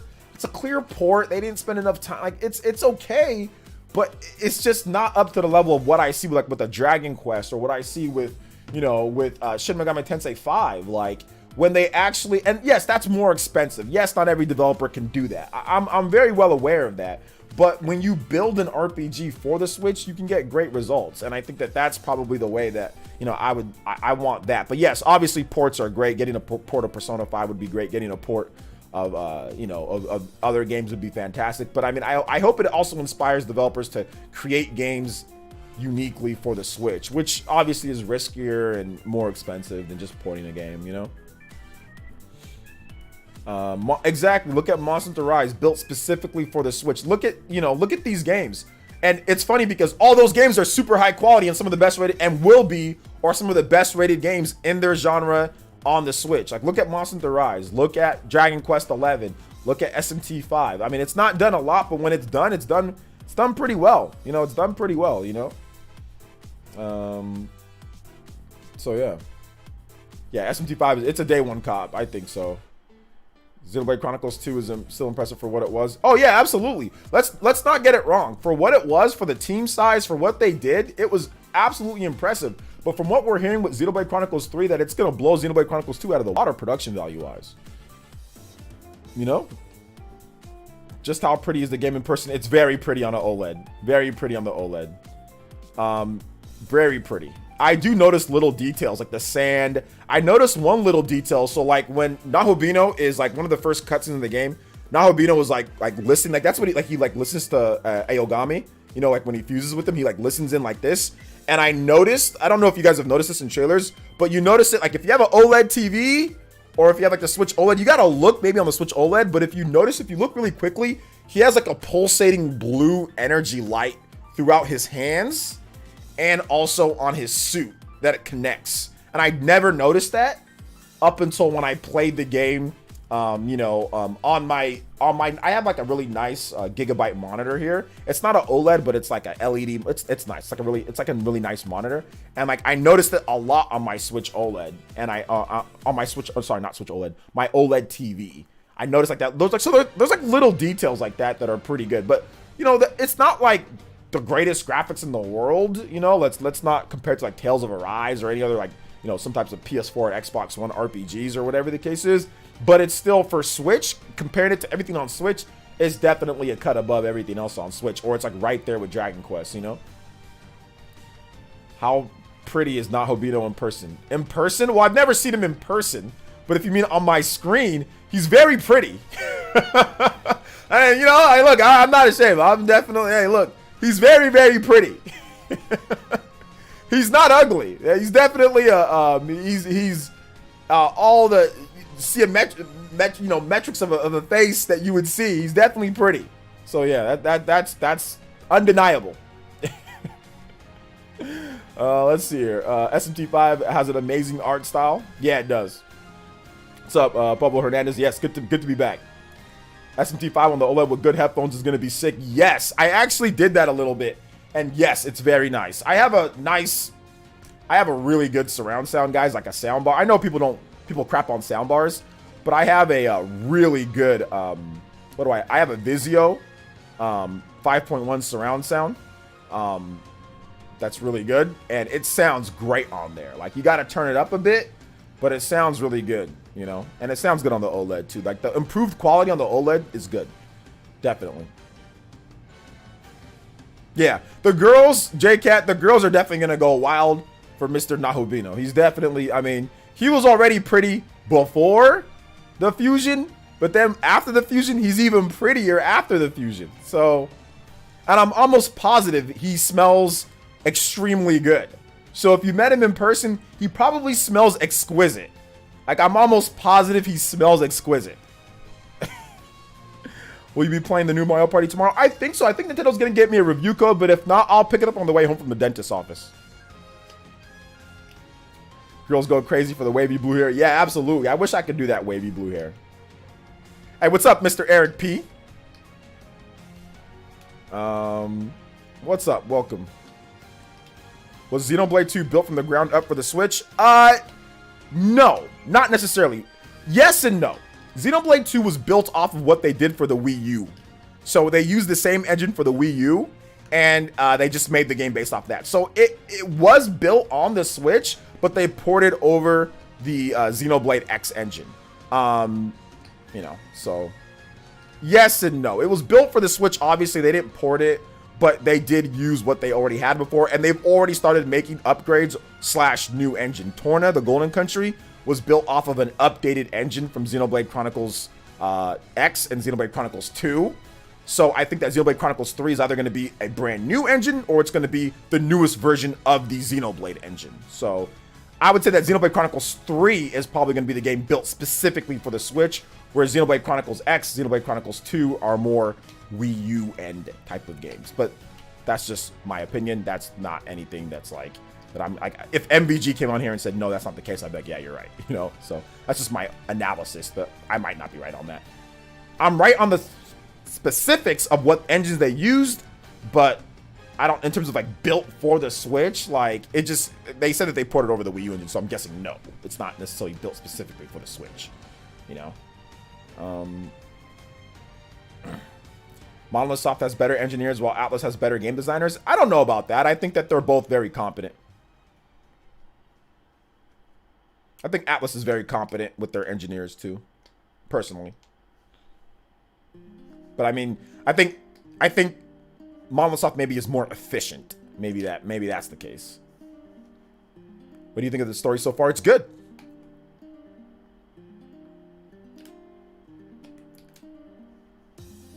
It's good. It's not bad. Good to see the old set. Yeah, it's good to be back, man. It's good to be back. Good to be back on the old set. Good to be back in the chair. Oof. Chair feels so comfortable. How big is that overworld specifically? Like Breath of the Wild almost seamlessly transitioned to other areas. I haven't necessarily transitioned to the other areas yet, but I can tell you that there are these little things called like ley line founts or whatever, or like these little transportation areas, and it's like literally instant loading. So like, let's say you want to go from one area to transport to another area, it's like, it's instant. It doesn't take long to load at all. It has very fast loading. So yeah. People get too hung up on graphics if you ask me. I mean, I think art style is more important than graphics, so I'll say that. Atlas really struggled this gen, and last gen it came to HD. They did, but they've done a fantastic job with Persona and also with SMT5. Hey, what's up, Randy Rhodes? PlayerEssence. PlayerEssence missed me. PlayerEssence definitely missed me. Demi Fiend is cool. Rydell is cool. Nahobino is cool. They're all amazing. Design-wise, I think that it's between, right now, my favorite design-wise SMT protagonist, it's between Demi Fiend and Nahobino. They're both, I love Demi Fiend's design. I love the shirt off, you know, just the pants and like the lines. I love that design. But Nahobino and the long flowing wavy hair. So between those two, those are like, and I'd even say like SMT4. Like I do like the SMT4 design of the characters in that game. But I think, you know, it's between SMT3 and SMT5 for me. One of the live streams, they had a return pillar to where they last ley line they used. Is this an item or it's permanent ability? They had a return pillar to return to the last ley line they used. The last one that they used, that definitely seems like an item. That seems like an item. Yosenix, thank you for the subscription. I appreciate that. Mr. Clean was probably in that chair. Hell no! Mr. Clean was not in my chair. I let him kick me out of my house, or I got kicked out of my house, but I definitely did not let him sit in my chair. I know he did it. Because it was untouched. It was unmoved. It was in the same position that it was when I left my house. So no, this man did not use my chair.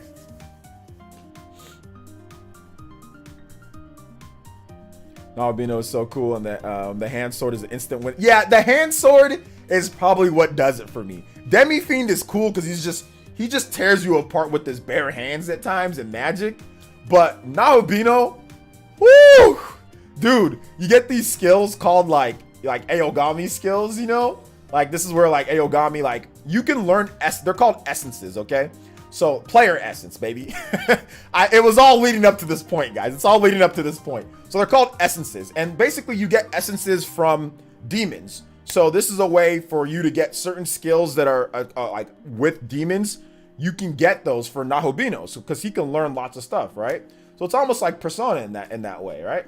So there are certain Aogami skills that you get, essences that you get that give you like some dope physical attacks. And I just used one of those. I had it for a while and I'm like, what the hell? What's this? His essence. Okay, let me get that. Woo! I mean, which they've showed some of them in the trailers, but man, you know. Neophyte G. Mr. Clean definitely did not fart in my chair. Stop that nonsense. Does SMT5 have dark horror vibes like SMT3? No, not in that, at least not where I'm at. Maybe later, yeah, like some of the trailer stuff, yeah, but not quite the whole game. I don't quite get the vibes from all the areas like that. Do we have USA numbers for Dread yet? No, only Amazon sales charts, eShop sales charts. Well, we do know that it's been a top-selling game in the US for even before it launched, one of the best pre-order games. So no numbers. If we had numbers, I would have already made a video on it, or I would have already said like, here's the numbers. Would you consider SMT5 your game of the year? No, it's too early. I'd have to. It's definitely up there though. It's definitely rising up the ranks for sure. But I have to beat it. You know, you got to beat the games beforehand. You know. Where would you put this in ranking of your favorite Switch games as of right now? It's too early, but it's definitely up there. I mean, I'd say it's definitely like a top 20 game right now. But I mean, I still need to finish it.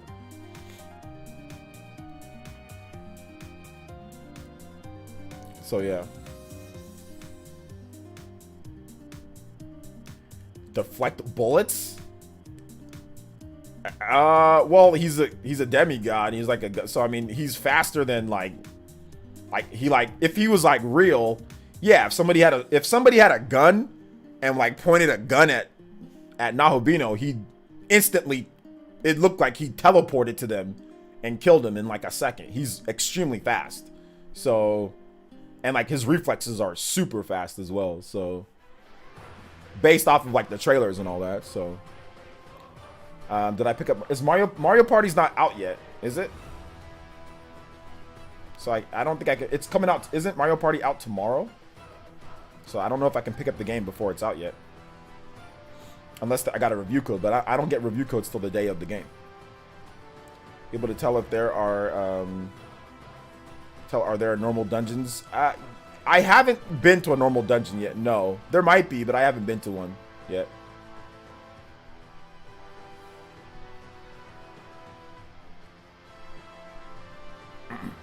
Can we expect 10 million in sales after a few years, maybe after a price drop in the holidays? For SMT? No. No. Are you talking about Dread? Which one? Dread? No. SMT? No. That's too much, guys. 99.9% of games don't sell 10 million copies. Most games don't. It's very, very, very, very few games that sell 10 million copies. Dread, no.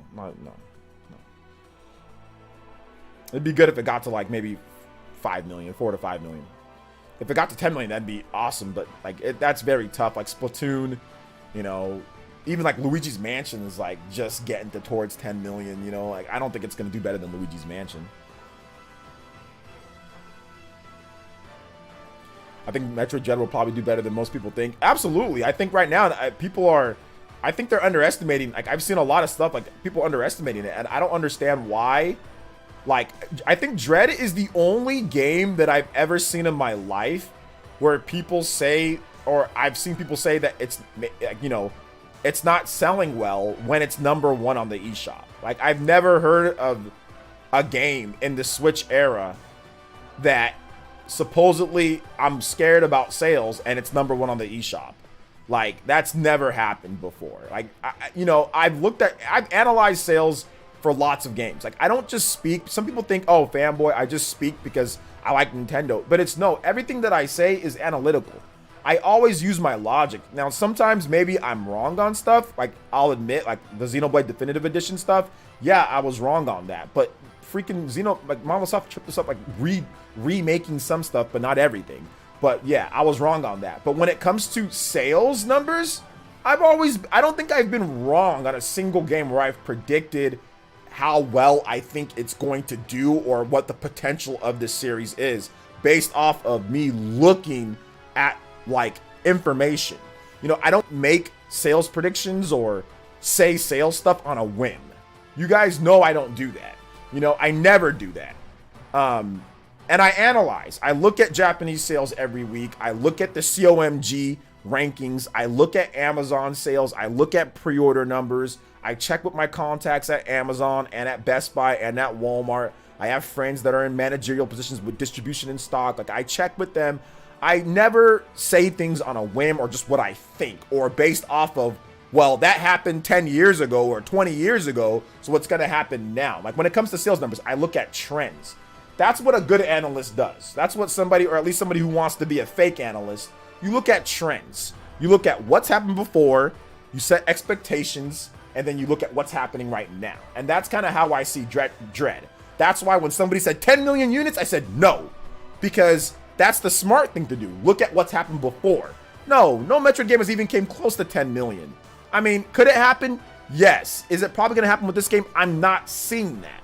I would need to see more sales in Japan, in Europe. I would need to see higher positioning and stuff like that. That's why I say, well, it's trending higher than what we see before Metroid. Like, you know, any other Metroid game. It's trending higher than games like Astral Chain. It's trending higher than games like Clubhouse Games. It's trending higher than games like Paper Mario the Origami King. All of those games, Astral Chain sold over 1 million. That game didn't even track anywhere near as well as Metroid Dread. Astral Chain sold over 1 million, and it was nowhere near Dread in sales. Like, not even close to what I'm tracking so far. You know, whether it's even Japanese sales. Heck, even the debut sales in Japan, Dread sold, I think, about 3 times as much as Astral Chain. You know? So, and Amazon sales, Dread was higher. Everything, pre-orders, Dread was higher. So, for me, it looks like it's doing at least 2 to 3 times better than what Astral Chain did, by a minimum 2 times. Maximum maybe 3 or 4 times better. So when I say that it's going to sell over 3 million copies, it's not based off of just me just making something up or just what I think or based off of what Metroid did 15 years ago or 20 years ago or based off of the 3DS. It's based off of what's happening right now with the Switch. You know, so that's my thought process, guys. It's not me just making up stuff. I know some people like to say that about me, but honestly, it's not. It's really not. Also, I don't think any other game comes close to Dread for Game of the Year. I think that there's some games that might be close. I definitely think that SMT5 might be up there. I definitely think that there's some, Ratchet and Clank, for some people out there, Monster Hunter. But for me right now, yeah, Dread's the front runner. Dread's the front runner for sure. Excuse me. What's up, Beetlebum? How is the story so far in SMT5 without spoiling? Yeah, I won't spoil anything. It's good.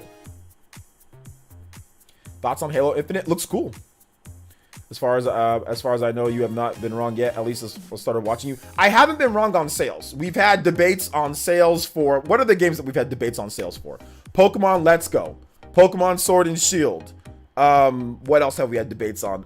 Hyrule Warriors Age of Calamity. We've had debates on that. Astral Chain. We've had debates on that. Marvel Ultimate Alliance. We've had a little debates on that. What else have we had debates on in terms of sales?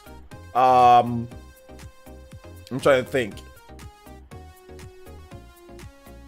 I mean, every single game that I've talked about sales where we've had debates, I've been right on. So, yeah. Even like Xenoblade. We've had some few debates on that. I was like, yeah, Xenoblade's going to be a multi.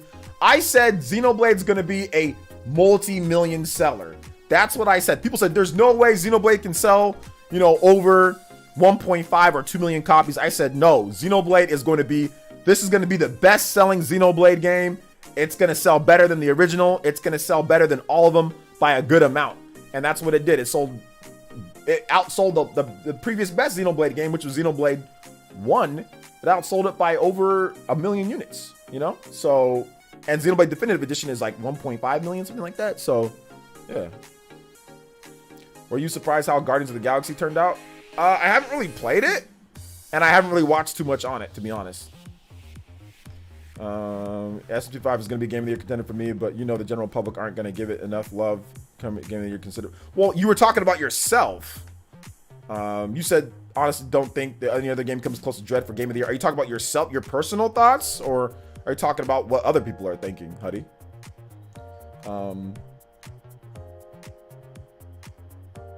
Yes, Joseph. Do you think the game will do well, Steelbooks and rent out? It'll do well, and it'll be the best-selling SMT game of all time, yes. So if that's well, then yes. Xenoblade should get released on other platforms because it deserves to be 10 million plus sales. No. And that doesn't guarantee that it's going to sell 10 million copies. Tales of Arise probably isn't going to sell 10 million copies, and it's on multiple platforms. Dragon Quest struggles to get to 10 million copies, and that's on multiple platforms. And that game's really good. Many people feel that Dragon Quest is much better than Xenoblade.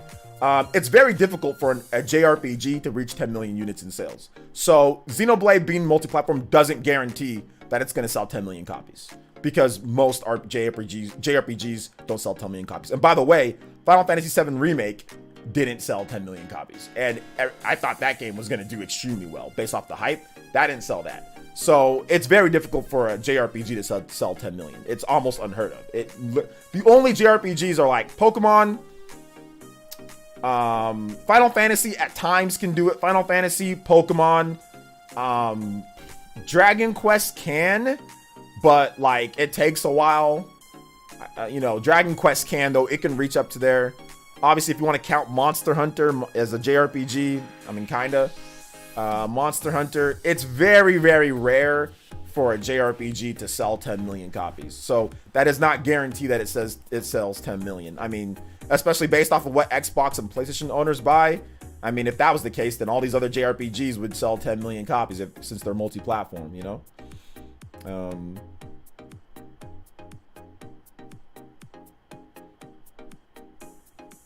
I thought FF7 Remake would sell 10 million copies on PS4 alone, to be honest. I was wrong on that one.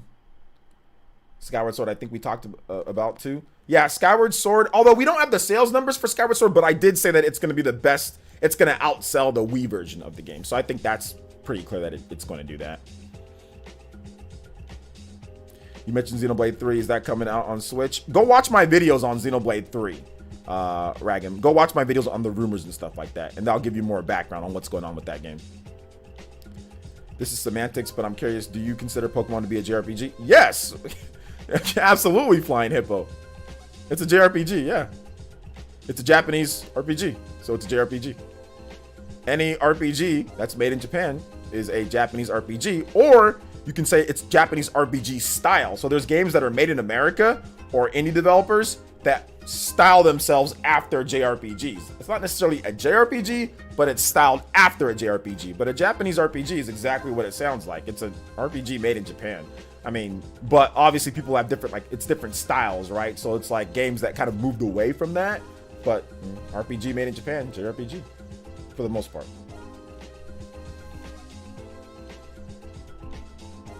Should I pre-order SMT5 or wait for the reviews? You should watch my content on SMT5 and then make your decision from there.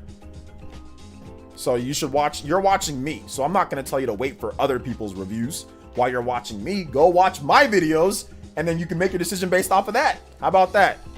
But if you want to wait for reviews, that's fine. Wait for reviews, but go watch my content, guys. Like, I've got tons of content. If you're not sure, or if you want more in-depth, you know, analysis on if this is a game for you, go watch the videos. They're up on the channel for you guys. All right. Bro, I'll watch your SMT content. Bro, I will 100% watch your SMT content, but you can't. I can't review SMT5 yet. No, I can't review it just yet. But I already have content up on there. So if you need help making a decision, like should I or wait for somebody, I can't put my trust in other people that I don't know, you know.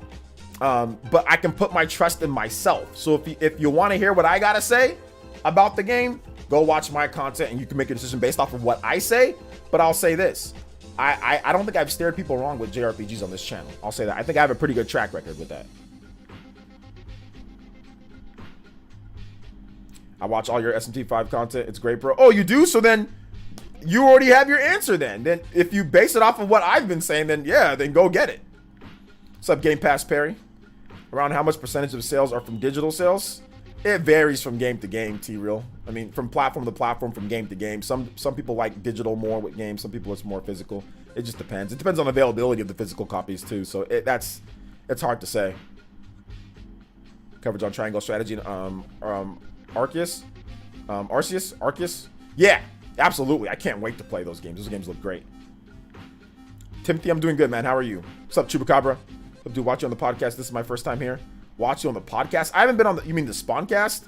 I haven't been on the Spawncast in a long time, so it must have been an old episode. When and if I do think that FF7 remake will come to Xbox, maybe next year for Xbox.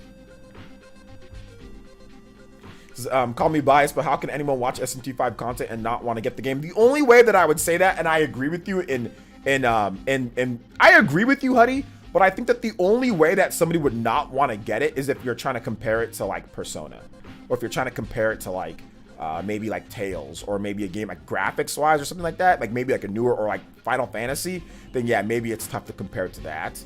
And not want to get it, or if you don't like turn-based RPGs. I mean, I don't know. But if you want to keep it within the scope of Switch, yeah, it's difficult to say. Like if you look at the SMT5, and if you like turn-based RPGs, like there's not a like. I think people, they see smoke and mirrors, right? Like a lot of times you see a game in a trailer and you think that it looks good, then you play the game and maybe it doesn't look as good. SMT5 looks every bit as good in the trailers than it does like in your actual hands, like on your Switch screen or like on the TV. It looks every bit as good in person as it does in the trailers. There's no smoke and mirrors. It's the actual game running and playing, you know? Why does, I think you meant MPD, track digital sales. Why do they, because Nintendo does not give them the digital sales. 20% digital sales for Metroid Dread since the digital sales have increased since the pandemic. That's good analysis. I like that, T-Real. A lot of people don't think about stuff like that, so I like that you're thinking like that. Yeah, absolutely. I mean, 15 to 20% maybe for digital sales because of the, you know, because of the pandemic. Also, you got to look at like the jump in Amazon sales because of the pandemic. People just want to get the game sent straight to their house, not go in, you know. So there's also that too. Online shopping has been boosted.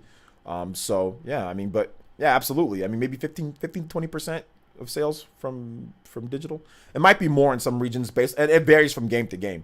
You know, it really does vary from game to game. Like games like Animal Crossing have a higher digital ratio than games like Shin Megami Tensei, or games like Dragon Quest, or games like Legend of Zelda or Mario, right? Like digital is way higher. Even games like Pokemon have a little bit higher digital ratio than other types of games, so that Nintendo does, than like a Xenoblade or something like that. So yeah, I think that's the case.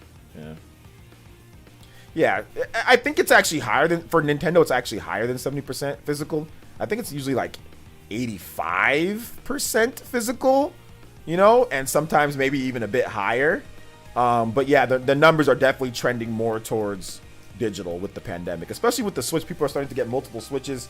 I think that like if you have 2 Switches, digital is very enticing. If you have more than 1 Switch, digital is very, very, very, very, very, very enticing because you don't have to switch the cartridge over to all the different games. Like when I travel to Nigeria, like Dude, I didn't bring any physical games with me. Like, I'll just be real with you guys. I'ma just be real with you guys. I didn't bring any physical games with me. I think maybe I brought like 1 or 2 that were just in my carrying case, but I didn't play a single physical game because I'm not trying to lose the cartridges. I'm not trying to travel with it, you know, and have them fall out and stuff like that. So I just roll with my digital library, you know? So yeah. You have to cancel your pre-order for SMT5? No, you should still get it. Just put it in your backlog. Just get it and put it in your backlog. SMT5 needs those sales. How does SMT5 run on the Switch? It runs good. Stable. If not, better. Runs good. Wow, OJ, that is fraudulent. Yeah, it's kind of low-key fraudulent. But, like, you know, you're on a plane. You know, I'm not trying to deal with cartridges, you know, spilling out of my bag and stuff like that. So when I'm at home, yeah, I buy my physical. I'll, you know, look, I got my physical games. You guys know I'm a big fan of physical. I finally bought Metroid Dread, the special edition, so I bought that even though Nintendo gave me a digital review code. I still went out there and bought the physical one. I mean, Nintendo gave me a physical Fire Emblem, you know, but I still bought another Fire Emblem physical. So, I mean, like, Nintendo gave me this one. Shout out to Nintendo. But I bought this one myself, you know? So, even when I get physical from Nintendo, I still buy another one. And then I think I gave away a Fire Emblem physical too.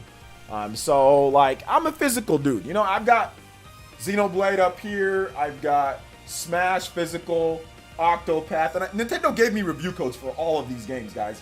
Xenoblade 2 physical. Nintendo gave me a review code, but I still bought that. Fire Emblem, you know, like Nintendo gave me review codes for Pokemon Sword and Shield. I still bought Pokemon Sword and Shield, the double pack physical, you know? So, I mean, I still do my part. You know, you see Pokemon, Nintendo gave me a review code for Pokemon Let's Go. I still bought the game. You know, Nintendo gave me a review code for Xenoblade Chronicles X.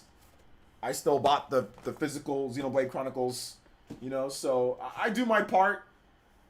Nintendo also gave me a review code for Fire Emblem Warriors. I still bought the physical. It's right here. I still bought the physical Fire Emblem Warriors. So I need some freaking wireless headsets, man, or like something like that. I really do. These pop out all the time, but the quality's really good. Is the new Tales game a must play? Yeah, it's pretty good. Check out the demo.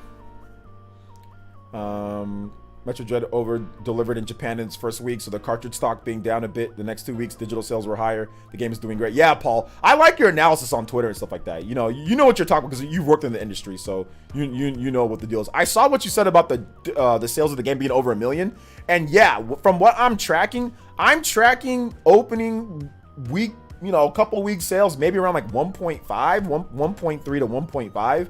But I mean, I could be wrong on that. But that's what I'm thinking. That's what I'm estimating right now. And it's around, you know, the first opening week was around maybe 1 million, you know, a little bit above that. So, do you the mic on your headphone? No, I use a mic that's right in front. I use this mic. It's right here.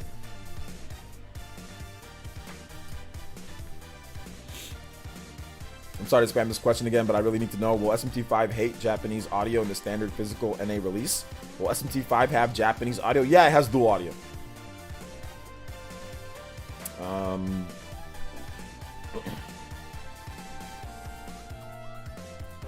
Xenoblade 2 physical is now hard to find. Yeah, Nintendo didn't make a lot of those, so... I mean, they made enough for people to get it, but they were sitting on store shelves, so then Nintendo was like, yeah. So y'all ain't buying the physical copies, huh? Alright. That's the case. We ain't gonna renew them because I saw Xenoblade 2 on store shelves for years. Like I saw it on store shelves like because the game came out in 2017, but by 2019 there were still copies. You can get the game, and then it wasn't until what's it called? It wasn't until Pyra and Mithra were announced, and then everyone went out and bought all the copies of the game, and people started noticing it started getting rare, like for physical copies earlier in 2021. And end of 2020, 2021, people started noticing like you can't just find the game everywhere. And by 2021, the game was pretty much dried up. And then when Pyra and Mithra got announced for Smash, Europe had copies of it. But here in America, it was a little bit more sparse. But those copies evaporated, you know.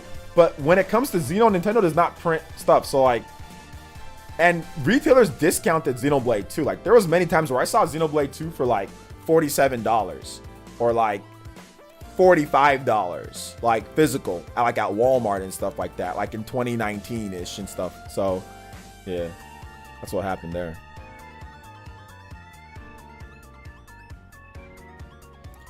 I mean, it sold 2 million, so that's good. That's 2 million physical and digital combined. Got Xenoblade 2 physical, glad I did back in 2017. Yeah, when it comes to, here's the thing, guys.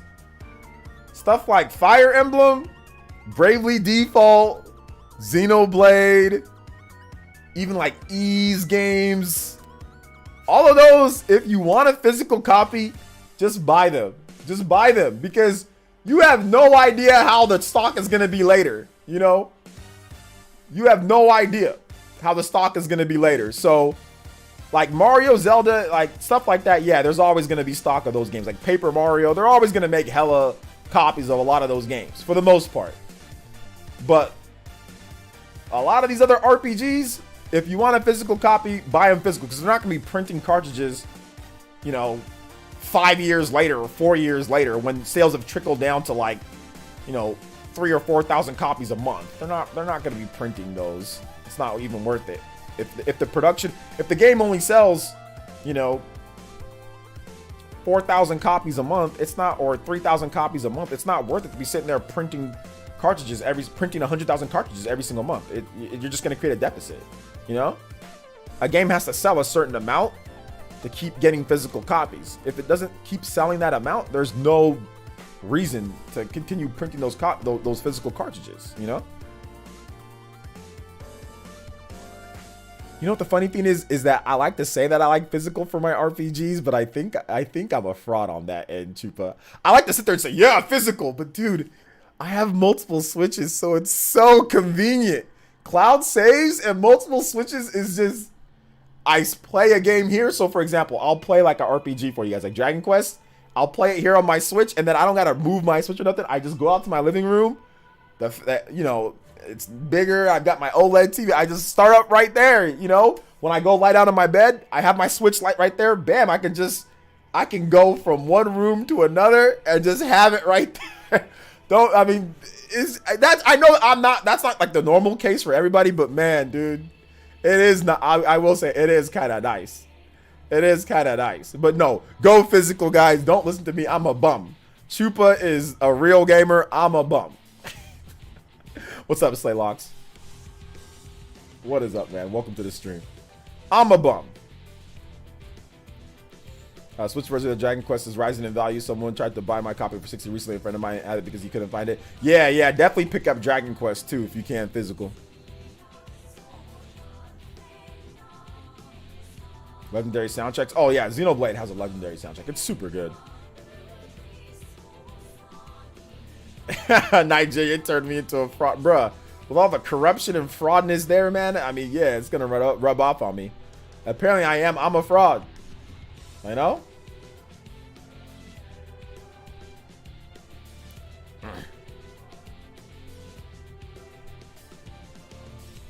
I have a feeling Switch is gonna release Persona 5 after release of SMT 5 or SMT. It could, but yeah, they're focused on SMT right now.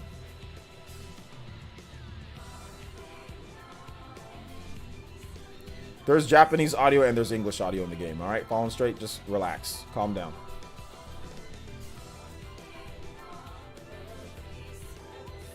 Favorite Persona social link for any game?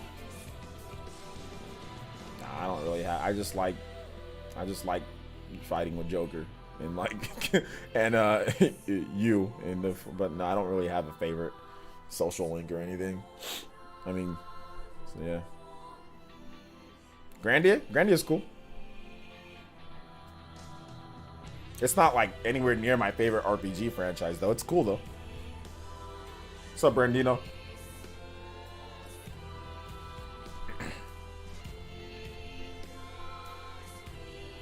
So apparently Nick All-Star Brawl fell off a cliff. It was due to potential game from Warner Brothers. Was it? It wasn't due to that game, no. But yeah, I saw a tweet, man, where somebody put up like, but we don't know when that was taken. So maybe it was from like a major. I think it was from like the recent major, right? It showed Smash Ultimate. Maybe like when Sora released, it showed Smash Ultimate on Twitch. compared to PlayStation or compared to Nickelodeon All Stars, and like it was like 71 viewers compared to like 70,000 viewers. But I don't know when that was taken, but yeah, it was pretty funny. We still need to play that game though. I have Nickelodeon All Stars. I have it. We definitely need to play that game. I haven't played it with my GameCube. It supports GameCube controller, right? I haven't played it yet with the controller. I've only played it handheld, so I'm actually looking forward to playing it on like my TV. I need to download it on my Switch so I can just kind of test it out docked. I haven't played online yet. Like I really want to play the game online, play against you guys in Nickelodeon All Stars, or Nickelodeon All. Maybe that's the reason why I can't get the name right. Nickelodeon All Star Brawl. Nickelodeon All Star Brawl.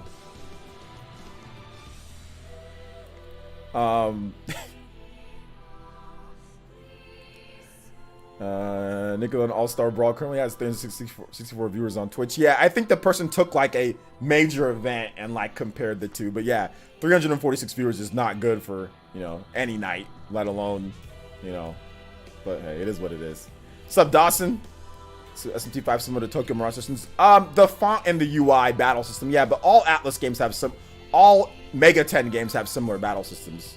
But yeah, the font and the UI is very similar to Tokyo Mirage Sessions, which is good because I think Tokyo Mirage Sessions has the best font and UI. I mean, maybe not. Persona is more stylistic, but Tokyo Mirage Sessions is definitely more functional. So Persona has a better like looking maybe UI because of like the style, but functionality and actual like important information, Tokyo Mirage Sessions is definitely better, you know? So yeah, I like that more personally. Fair enough, funny. I found it funny given all the pre-hype. I mean, it wasn't really, there was hype, but it came crashing down when there was no voice acting, no items, no music from the games, no actual unique gameplay sounds from the characters. Like, all of that made the game come crashing down. Like, in order for Nickelodeon All-Star Brawl to become what it needs to invoke your childhood memories. It needs to invoke your passion for the series, and it doesn't.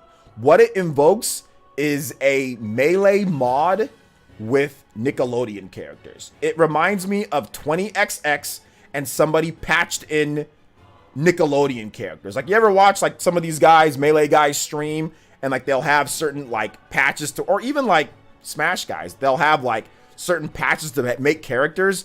That's what Nickelodeon All-Star Brawl reminds me of. A Melee mod with Nickelodeon characters. And that's not a good thing. That is a very bad thing for long-term sales and for interest outside of the hardcore community.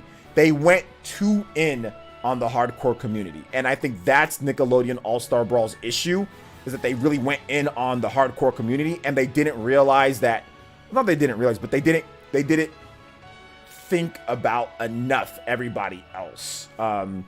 They needed Nickelodeon. They bought a license, but Nickelodeon needs to go in on it. Nickelodeon did not go in. They sold a license. They cut a check. They bought a license for cheap. They bought a few characters licenses for cheap, and they said, let's just go with this. And while that's okay for a first game, don't get me wrong, I like the game. The game is good. It's a good game. I'm going to play it more. I put 20 plus hours into it, you know, already. So in the limited time that I've had to play the game. So I think that it's good, but they need to add all that other stuff. For real, they do, you know.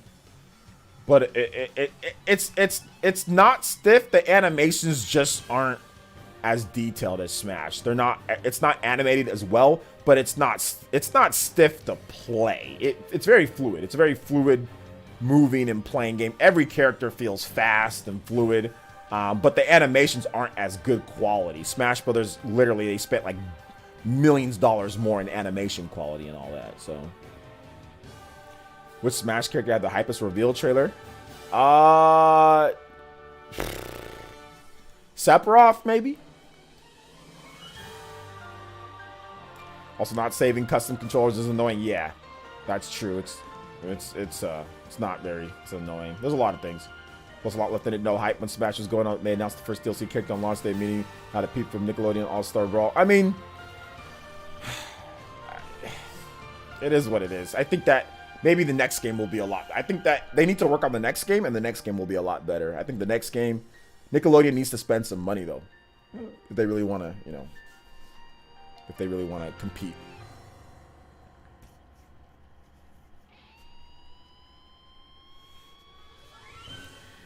I think it's too fluid. Gives me a headache to watch the game due to how fast it is. Yeah, I mean, if you're used to watching Melee, then you should be fine watching this game. But the animation quality in Melee is better than Nickelodeon All-Stars, which that's a whole nother thing. But yeah, animation quality in Melee, I think, is better. Characters move and animate better in Melee. Vanilla Melee. You know, maybe not Smash 64, no. But animation quality-wise, yeah, Melee's better, Brawl's better, Smash 4 is better, obviously, you know. But I'm almost positive that they spent more money on Melee than this game. They also released the game as a beta test. Literally, I had the players bug test for them after launch and find all the whack infinites and stuff. Yeah, that's true. They did. They did. They literally told people to just break the game, you know? Hey, OJ, is that another action game you talk about? Yeah, we're talking about Nickelodeon. It's a fighting game. Nickelodeon All-Star Brawl. Taking my daughter trick-or-treating? No.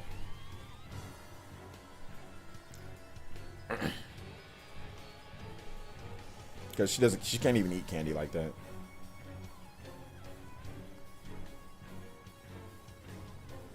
I think they patched Sandy's jab lock. I think they patched that. They patched Oblina's dare too.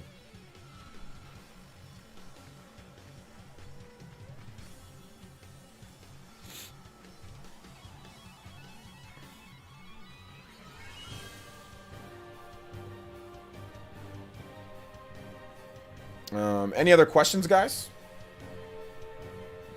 We're taking questions on SMT5. We're taking questions on lots of stuff. So on Dread sales analysis. Oh, also, real quick, I do want to go over the Metroid Dread sales. Or sorry, well, Metroid Dread sales, but also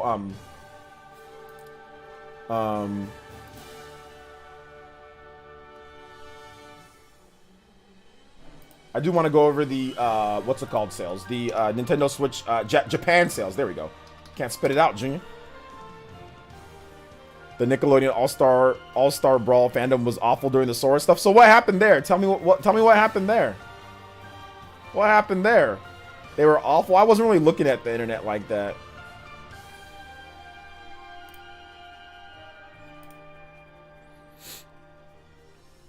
All right, so Demon Slayer top game 15,000, Blue Reflection PS4 top game new release 14,000, Ring Fit 10,000, over 2.8 million for that. Metroid Dread number 4, another almost 10K, 9,999 for almost 120,000. Smash Brothers Ultimate in at number 5, 9,300, 4.4 million. Mario Kart 8 Deluxe. Another 8,695 units. That's over 4.1 million. Blue Reflection on the Switch, Second Light, Koei Tecmo. 8,000 units on the Switch for its debut. Minecraft, number 8 in Japan. This is just physical sales, no digital. 8,300 units. That's over 2.2 million in Japan by itself for Minecraft on the Switch. Animal Crossing, New Horizons. 6,581 units. That has 6.9 million, almost 7 million units in Japan by itself. That's nuts. Number 10, Pokemon Sword and Shield. The eternal Pokemon Sword and Shield, dude. 6.2 million. That has over 4.1 million in Japan. Switch OLED sales facing stock shortages like a lot of systems are in Japan. Switch OLED sold 61,169 units. Switch unit by itself, so Switch version 2, sold 38,658 units. PS5 sold 11,526 units. Switch Lite sold 8,295 units. Xbox Series S sold 3,815 units. PlayStation 5 Digital Edition sold 2,754 units. PS4 sold 462 units. New Nintendo 2DS LL sold 449 units, and the Xbox Series X sold 74 units. That's just that. The Series X seems to be dead in Japan, or they're not sending any stock over. 74 units.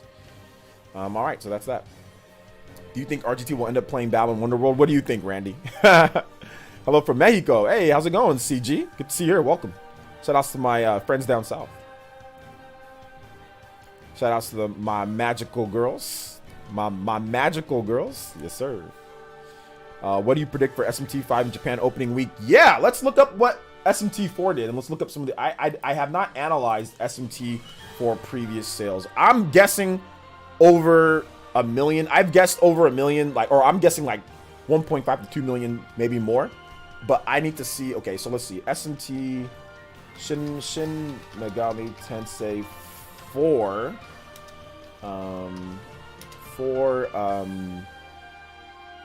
debut media create sales. So let's take a look at the last game.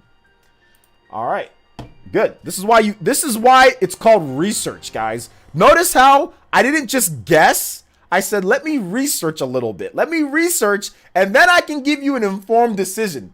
This is the difference between myself and a lot of other people out there. See, I'm a man of the people. I want to give you guys accurate data. Okay, so if we're basing it off of SMT series in the past, on the 3DS, SMT5 sold 188,000 units in its first week on the Nintendo 3DS back in 2013. So back in 2013, the Nintendo 3DS did not have a large install base in Japan. It was not as big as it is the Switch has. The 3DS install base was expanding, but it wasn't as big as the Switch is. So going off of SMT4, going off of the Switch hype, but also factoring in digital sales are bigger on Switch now than the 3DS, most people still bought physical 3DS games in Japan in 2013. I think digital was probably less than 5% for Japan on the... Because 3DS, it just took 10 years to download anything on that. That system that did... unless you had the new Nintendo 3DS, the regular 3DS took 5,000 years to download a game. So I don't think people were downloading digital back then in Japan as much. I think physical was still king, especially in 2013, based on what I know. So going off of that, I am going to say that it should open up at about 200,000, somewhere between 150 to 200,000 units for SMT5. Anything above that, I'd be happy. I'd be surprised, but also very happy. It could be, but I'm guessing somewhere between that, with the digital ratio of a higher digital ratio. So maybe opening week in Japan, it sells like 250,000 units, including digital. But I'm going to give it 150,000 to 200,000 units physical sales opening first debut 3 days or whatever the hell it is in Japan. So there you go.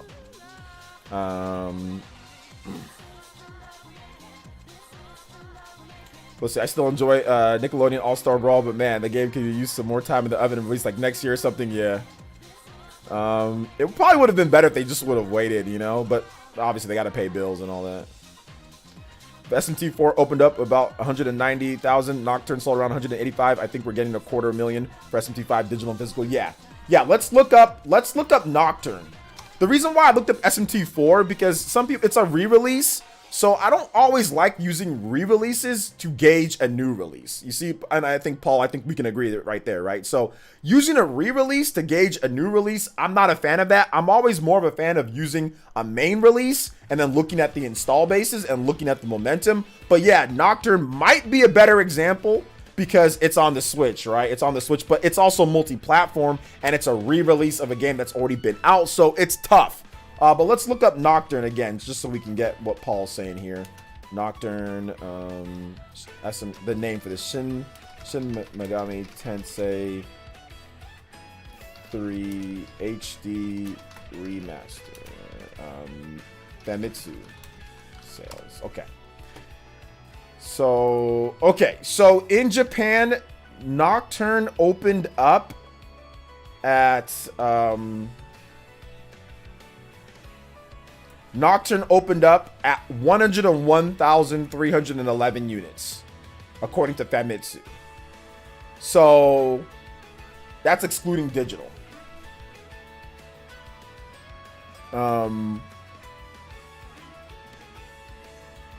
52,481 copies on the PS4. And 48,830 copies on the 52,000 copies on the Switch and 48,000 copies on the PS4. So I'm guessing SMT4 opened up at better than Nocturne without digital, but you got to factor that digital's a bigger play not at this point than back then, so it might be comparable to what it did. So we're looking at we should be looking at anywhere between 150,000 units to 250,000 units. And if it does more than that, then obviously that'd be very impressive. But I'm looking somewhere between there, you know. Yeah, you said just about with the same thing. I was typing out nice analysis, OJ. Yeah, I know you're a smart guy, Paul. So I know you're every bit as good as I am in analysis, if not better. So, are you gonna split the flat top? No flat top. My wife doesn't like the flat top. She doesn't like it, so I'm just going with the low cut here. She doesn't like the high top fade. She wants me to do a low fade, like the fade is like about like right here, and just keep my hair that I have on the top and don't shave it. So yeah, no flat top. She doesn't like flat tops, so it's gonna be rounded, just low fade, rounded. When I go to the barber, but I'm not going to the barber anytime soon.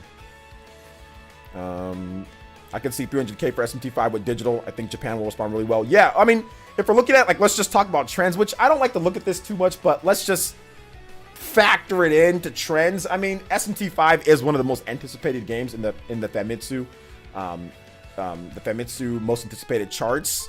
So, I mean, you can't use that as a barrier for anything, but there is hype for the game. There is a lot of hype for the game.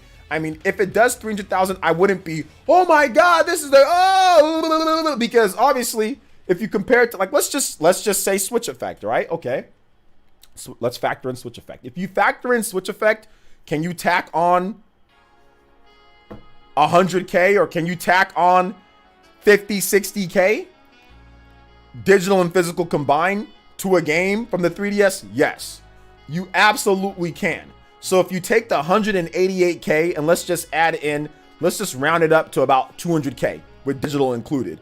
That's SMT4 in 2013 on a smaller install base and a nowhere near as popular system, right? In Japan, SMT4 did 188K in the first week in Japan. That's really good, right? So if you just tack on Switch Effect, can it do 300K? Absolutely. So, I mean, I'm not going to rule that out. I mean, and that's very possible that it does 300K because of Switch Effect, digital sales ratio, hype, and clearly people like the Switch more than the 3DS, you know? Even in Japan, Switch is trending faster sales-wise than the 3DS, although it's not fair because Nintendo only has one platform this time compared to two with the Wii U and the 3DS, but the 3DS sold extremely well in Japan, like per capita or per ratio of people. The 3DS sold extremely well. It sold 20 million plus in Japan. You got to think about that for a second. Japan does not have the population of the US. The Nintendo 3DS sold 75 million units, 20 million plus. I think almost 25 million or 20 something million came from Japan by itself. Considering the amount of people in the world and gamers in the US and Europe, that is an astronomical portion of the sales per person, you know? So Japan loved the 3DS. They really loved that system, you know, because that's very impressive to see, you know, whereas like if you look at it now, you know, yes, the Switch is doing very well in Japan. The per person is very good, but obviously, you know, US, it's doing extremely well in the US, you know. So yeah. That's why Alice is doing these different editions, because they know we will buy the game twice and bump up the numbers. I mean, but that's a common thing that Alice has been doing for a very long time. Developers and publishers have been doing. It's very common to make digital deluxe edition, this edition, premium edition. I mean, it's one of those things that's like, but it happens, you know. Yeah, almost it's crazy ratio for that, because the 3DS did not do gangbusters in the US. And I mean, it did okay, but it did not do gangbusters. Like, 3DS was not like outselling the PS4 and outselling the Xbox 360 and PS3 on the daily. It wasn't. It did sometimes, but a lot of times it didn't. And the 360 and PS3 outsold the 3DS, you know, overall. So it wasn't like Nintendo was like bodying people with the 3DS. It did well, don't get me wrong. Like the Wii was like bodying people, but like the 3DS was not. The DS was bodying people, you know, but the 3DS was not. In Japan, the 3DS was bodying everybody in Japan, yeah. Like the 3DS would sell more than everything. The 3DS is the most successful system in Japan since the PlayStation 2. Even the Wii, oh, no. Sorry, the DS is. But in terms of like what Nintendo's been doing, yeah, the DS and the 3DS. Sorry, no, the DS is the most successful system. DS is the most successful system. But 3DS is right there too, you know? 3DS did better than like the Wii, obviously the Wii U, GameCube, all that stuff, which portables always do better, so yeah. Japan has one TV in their household. Japan works 10 plus hours. Switch popularity is big over there. I mean, I think it's also more of a lifestyle thing too. It's like, okay, you know, you're studying in the room, kid. You know, you're studying like, I mean, yeah, it's just convenient to like lie down in your bed and be studying, or at your desk and just have your Switch right there. Okay, let me take a break. Let me play a little bit. You know, I know if I was in college at the time that the Switch came out, that would be like my go-to thing. I'd be like, have my Switch, take it with me in between class. Like when I used to go to like junior college, you know, and when I went to university, like, yeah, I mean, I would bring my, you know, I had a DS, you know, I'd be playing, but not like DS was just so crusty. So it was, I mean, outside of like a few different things, it was tough to really play 3D, like DS, just because the backlighting wasn't the best and situations. But I mean, like, if I was in college and the Switch came out, I mean, yeah, that would be like my go-to. Like, just have your Switch right there, use it in between studying, when you're at school, in between classes, you know, because you get high quality, more quality gaming, you know, on the go than what we got previously before. But yeah, I did play my DS a little bit, you know, back in the day. Hey, thank you, Mr. Young. Appreciate that. Only handheld system I ever was a Game Boy and the Switch. Yeah, I mean, handheld system's not for everybody. I played my Switch and 3DS in college, so I played a lot of DS and 3DS in high school. Yeah, you're more of the younger crew. Shout outs to the next generation. Let's go. The amount of good games on the DS and 3DS is pretty crazy if you look at them listed. Yeah, exactly. That's the cool thing about the 3DS, the backwards compatibility. I did play like Castlevania and some of the other games. Like I did play those backwards compatible like on my 3DS, but I was already by the time that the 3DS came out, I was out of college. I graduated college in 2010. So actually, I graduated in 2019, but I needed to take a freaking what I need to take. I need to take CPR or something like that. I needed to take like CPR, but I needed to take enough units to keep my scholarship that I had, but I didn't need any of the. All I needed was my CPR certification, but like I couldn't get it in time to graduate in 2019. Sorry, 2009. So I had to wait another semester and pay another semester out of my pocket that I didn't get covered in scholarship out of my own pocket.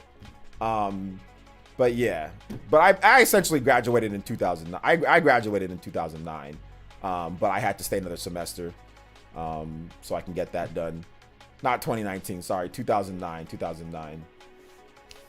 So yeah, I didn't graduate in, you guys know I didn't graduate in 2019, 2009.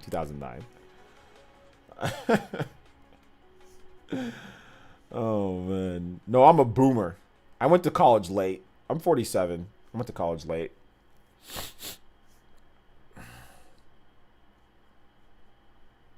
Or Gen X, boomer, Gen X.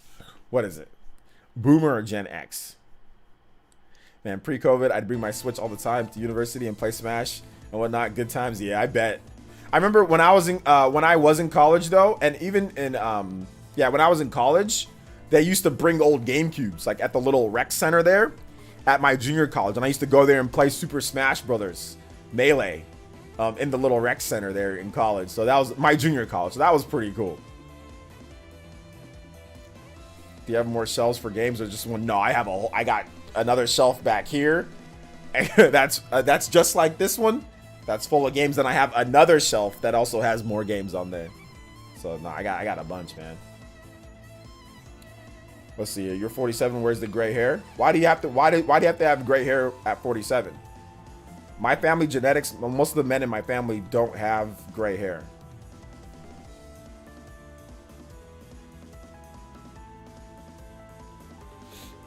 We don't get gray hair till our like 50s or 60s. Like 60s probably. Like my uncles don't have gray hair. They're old.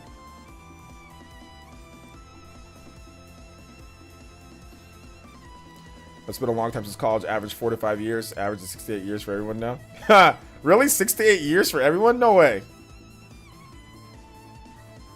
Yeah, it took me, I graduated technically 4 years, but I was there for 5 years. 2 years junior college, 3 years Fresno State. I'm 42, gray and bald. Hey man, look, you wanna know my regime, bro? Gotta use that Rogaine for your hair. You gotta use that, make sure you use that good lotion. Exercise, eat good. I exercise and eat good, but I do have, like, my family genetics are actually pretty good in terms of looking young. The men in my family, we all don't look super old or old for our age. Like, a lot of them, and this is for real, like like my uncle, like I just saw my uncles, man. They all look great. I got like an uncle that's nearly 70, man, and he looks great.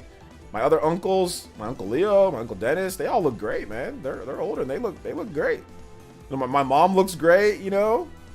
So my brother is older than me. He looks great. My sisters look great, you know. So everybody looks really good for their age.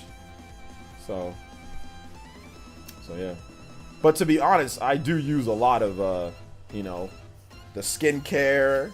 I don't drink. And also, guys, another thing, I don't drink or smoke. And anytime that I've drank or I smoked or anything, it was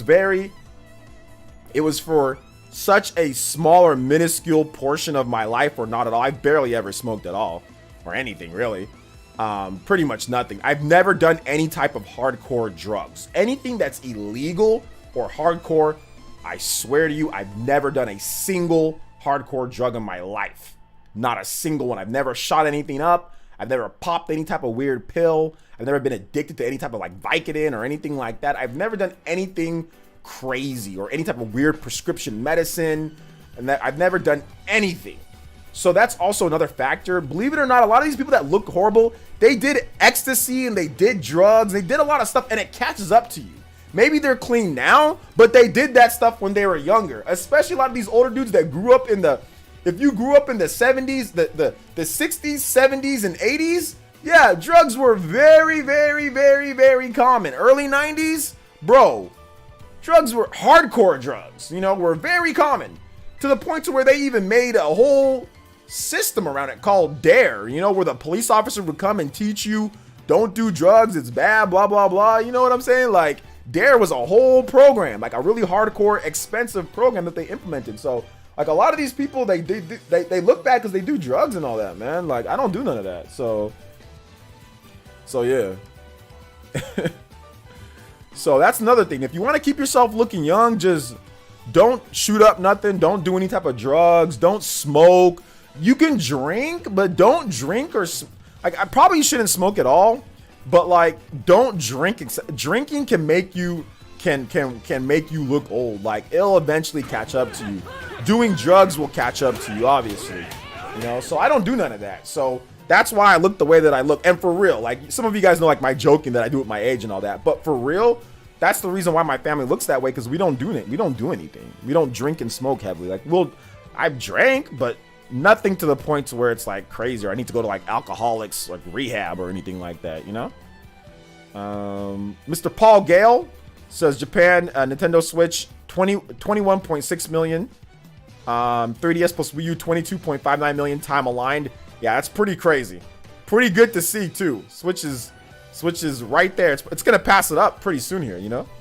Less than 1 million units. So that's good stuff. Excuse me. Thank you for the $1.99, Mr. Paul Gale.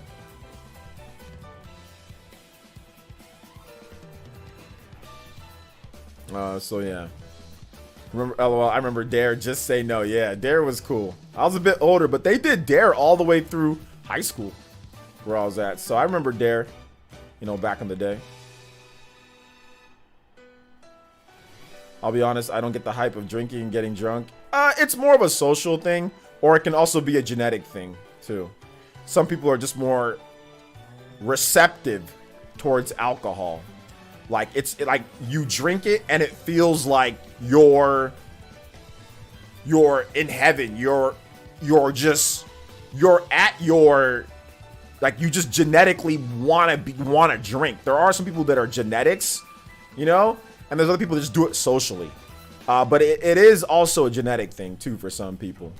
It is a genetic thing. Some people are addicted because that's just like their family history, you know, of just being like their brain, whatever type of dopamine or whatever you get from that sip or from that drink or from something, combine that with the social structure, gives you pleasure. So therefore you become addicted. So it's like, it's a neurological thing combined with a social thing, combined with like lots of other factors, upbringing, all of that.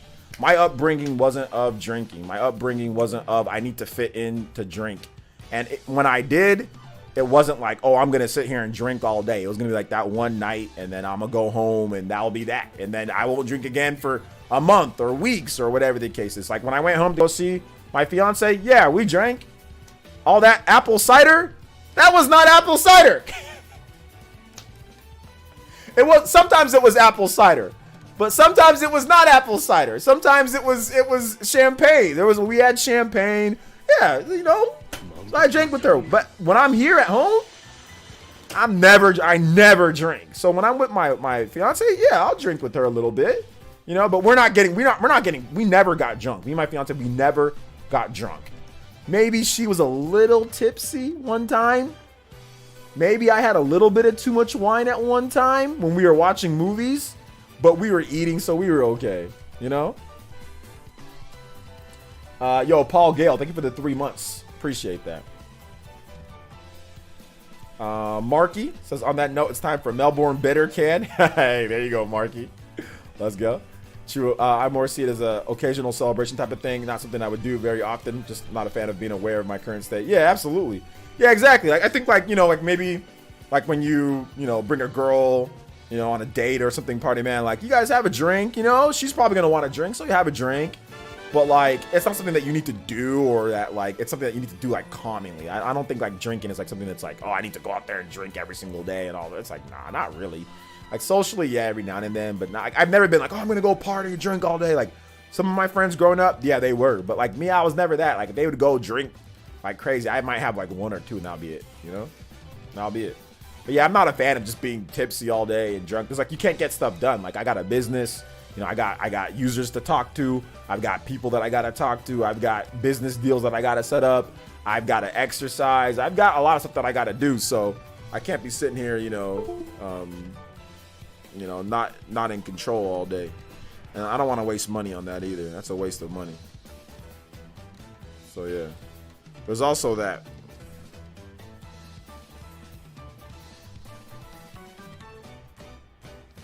There's also that.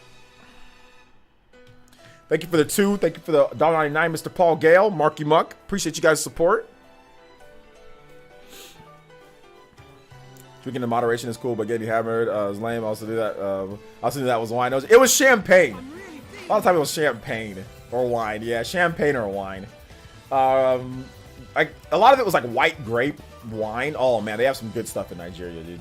MK Loomis, thank you for the tier 1, 24 months, man. Appreciate that. It's also cheap as hell, man. Like that's the one. If there's one good thing about Nigeria, bro, the freaking food and the drinks are cheap.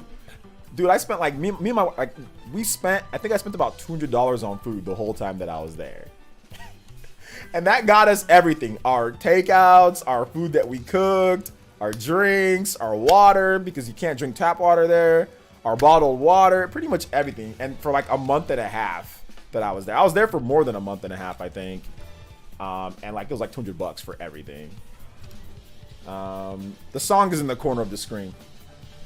Torna. Let's see, sadly the pandemic caused a huge spike in alcohol abuse. Yeah, domestic abuse too. Hey, OJ, video you making for tomorrow? I haven't figured out the video for tomorrow, but I'll figure something out. Thank you for the Twitch Prime, though, MK Lewis. 24 months, bro. 2 years? That's awesome, man. Yeah, that's cheap, dude. That's cheap. I told you guys about, for those that weren't here yesterday, but I think I told you guys about the street food that we would buy. It's called suya. It's basically like barbecued steak in the most immaculate seasoning possible. And yeah, we had suya. At first, when I went there, I ate it like 5 days in a row, and my butt burned when I used the restroom because I wasn't used, and my stomach was feeling weird because I wasn't used to it.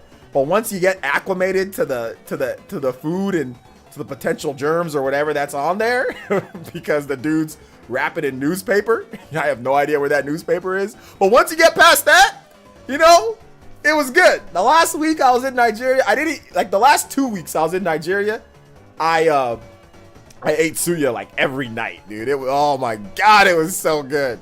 So freaking, it's like carne asada. Yeah, it's like carne asada pretty much. But it's like, I live in an area that has like really good carne asada. Like I live in a Hispanic dominated area, like my area that I live in. So I can get bomb carne asada. Like I can get really good carne asada, right?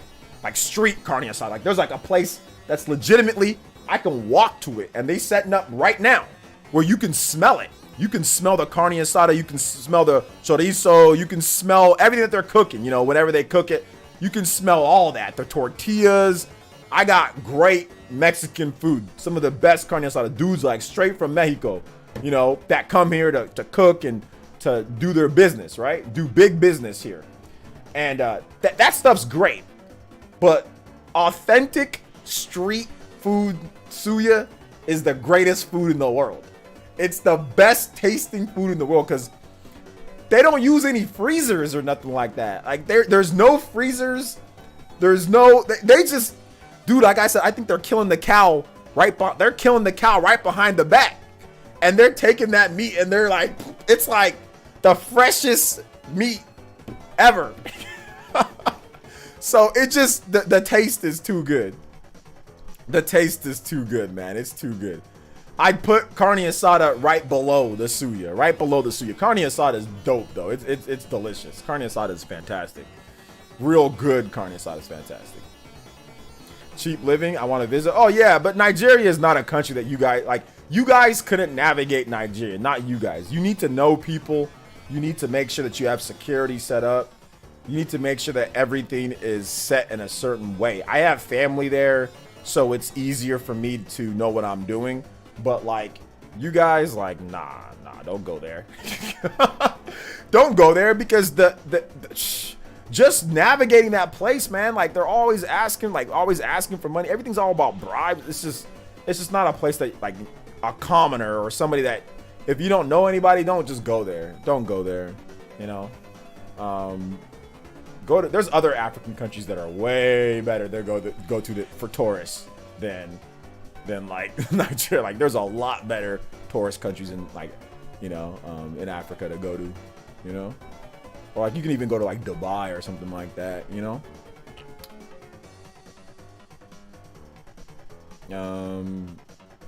Being white, I assume would be too difficult there. Life is difficult for everybody there. It's a third world country, so it's difficult for everybody. But the funny thing about it is that if you're white, people are probably less likely to mess with you because they're like, oh snap, it's a white person. They treat you like everybody else. It's not like there's no racism with white people, and believe it or not, or other types of colors in Nigeria. They don't care. They treat everybody, like everybody can be treated bad there at any point. I saw some white people. I did see some white people, and it's just they just walk. Nobody's staring at them or anything. More people stared at me and how I spoke because I was black and I look like them, but I don't speak like them. They speak broken English, you know? They speak that. So my sister's calling me, so I can't talk right now. So yeah, it was more of them looking at me kind of weird because they don't expect it out of me, so they know that I'm like American or something like that. Have I ever met a white guy from Nigeria from there? Yes, I've seen, like, there are some people that like work there for like certain things that are white and have raised a white family there, but it's very, very rare. What's Nigerian cuisine like? Rice, chicken, suya, like that steak that I talked about, and this thing it's called swallow, where it's like different types of soup with different types of like vegetables and stuff like that, like grounded up and made into a soup, and it's like a fluffy dough type of thing, and like you kind of just like take it and dip it into the soup and eat it. It's like a kind of like a pancakey type of dough or something like that, and then like you just eat it. They call it swallow. Yeah, it's like pigeon English. My fiance into gaming? No, but she was playing cruising. Are all the food spicy? No, not everything's spicy, but Nigerian people do like spicy food. My fiance really likes spicy. Like, she uses pepper a lot. Oh yeah, I'm blessed to live in San Diego and get the best authentic street Mexican food. Yeah, San Diego's pretty good as well. I've had carne asada fries and tacos from San Diego, and it's really good. Wonder if it's similar to the bread Ethiopians use. It's not really quite like bread. It's doughy, so it's like a dough-ish type of thing, and like you just kind of like take it and dip it, and then like swallow it. You know? So yeah, I used to eat it when I was younger. My mom would make it, but I no longer eat it though, just because health-wise, I just don't feel like eating that. You know, it's just too many calories and stuff. So.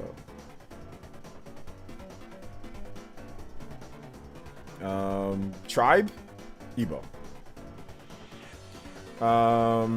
You had her play Cruising and not Mario Kart. I'm disappointed. Yeah, she played Mario Kart last time, and I don't have Mario Kart physical. Last time that I was there, I brought Mario Kart physical, so that's why she played it, and I don't have a digital copy, and I didn't bring it, so I had Cruising digital, so she played Cruising instead, and we played Cruising together too. Can you sing the Cruising Blast song for us? Yes. If you become a member and donate, I'll sing it for you.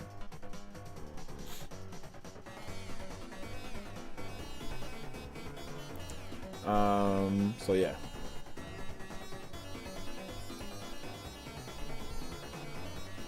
Yeah, or we would have played. She liked Mario Kart last time, but I just didn't have the game. I actually had to download a lot of the stuff like that I played. So like I played Cruising, I played Castlevania. I played a lot of stuff, man. There was a lot of good stuff. A lot of good stuff.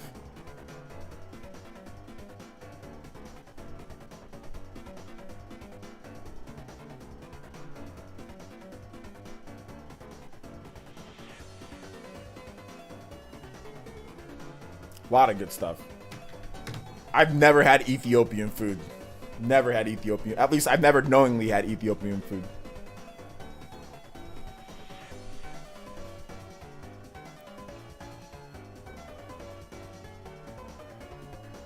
How does it? I'm not exactly. Oh, I'm a racist. Oh, okay. I saw what you're trying to say. You know what? I'm racist against people like you, so therefore you're gonna be banned. Since your account was created this month, so somebody said I'm a racist. Okay, I'm a racist. Okay, well I'm racist against you. Thanks for coming out to the stream. I'm racist against morons in their mom's house trolling a stream. Go do something with your life. Stop being a loser. Why would anybody think I'm racist? What does that even make? What does that even mean? Are the flights expensive out there? What's your idea of expensive?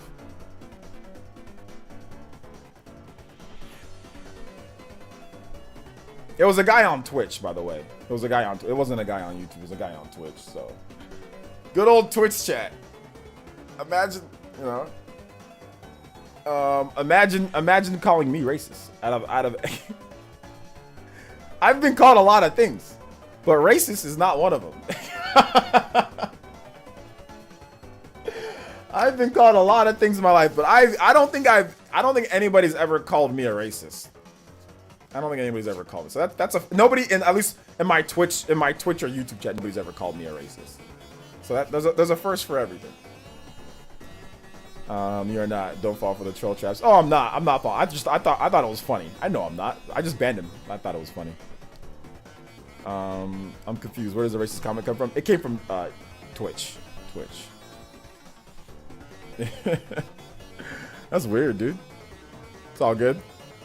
All right, so we're gonna go ahead and move into the last part here, guys. I'm gonna stream for like another 25 minutes. We are gonna resume game streaming and all that, but I'll be honest, guys, I'm jet lagged and disoriented as hell when it comes to my stream here, man. Like, I almost didn't stream today because I definitely am jet lagged, and I'm a little bit disoriented with the time zones, you know? Like, I'm sleeping at weird times. I'm not getting good sleep. Like, I'm up, and it's just weird. So we'll get back to game streaming probably next week when I acclimate myself to the Western time zone, because you got to remember Nigeria is 8 hours ahead, but I was also in Germany. I was in Washington, D.C. at one point. I was flying above Canada at one point. So the time zones are all wacky, and I had layover in each area of like hours of layover. So there might be completely different time zones. So yeah, so I've been traveling back and forth through time zones, and that's literally this week. Like Monday, I was going through all this, you know, so from Monday to this point. So that's funny, you know? So yeah, I'm a little bit disoriented. So I don't know if I'm going to play any games tonight or this week, and I will probably get back to gameplay when I acclimate myself to the Western time zone. But yeah, I'm a little jet lagged and disoriented when it comes to like sleep schedule and all that. So yeah, but I'm good enough to stream for like 3 hours. Like I can stream, but like I was definitely disoriented like earlier today. Like my mom woke me up like at 2, telling me like, hey, I need to do something, call somebody about something. So like I was like disoriented. Like I woke up, I was like, what time is it? It was like freaking 2 o'clock. I'm like, what the heck?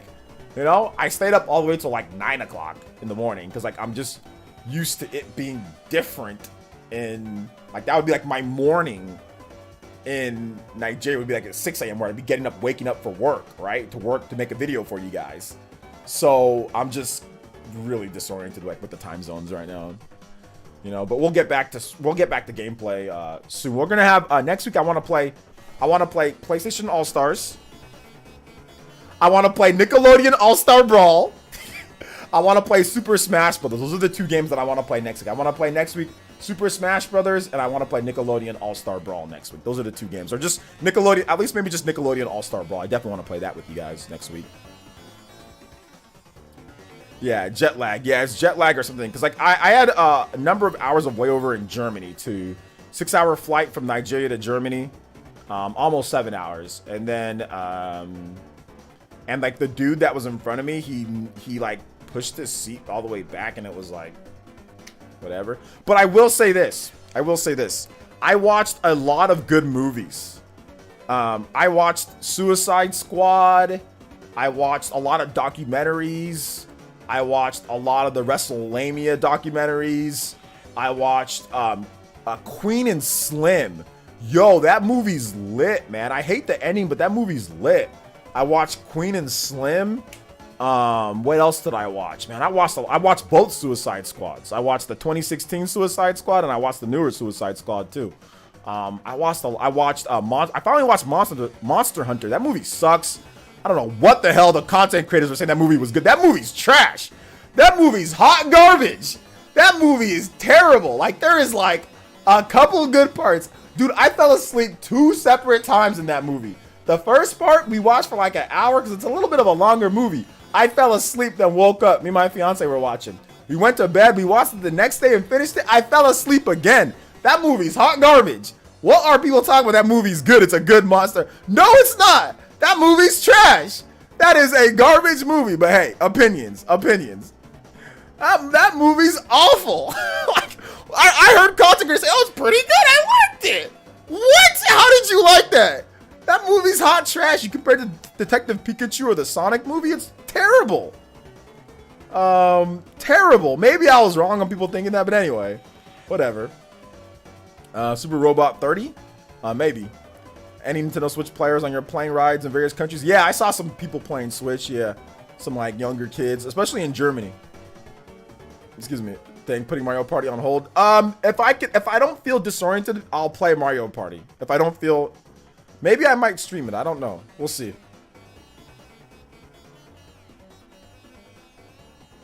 I didn't tell my fiance that it was a movie based off of a video game because I knew she would have said I don't feel like watching it. But yeah. I mean, people thought that the first Suicide Squad was bad. I thought it was okay. It was better than Monster Hunter, I'll tell you that. Maybe because I watched it after Monster Hunter. Suicide Squad, it was like 2016, 2017. That was definitely better than Monster Hunter, I'll tell you that. They have better actors. You got Will Smith and all those different people, so it was definitely better.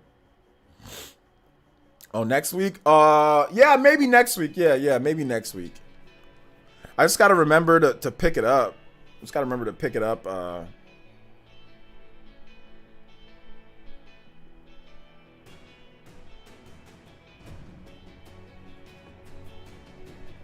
So yeah.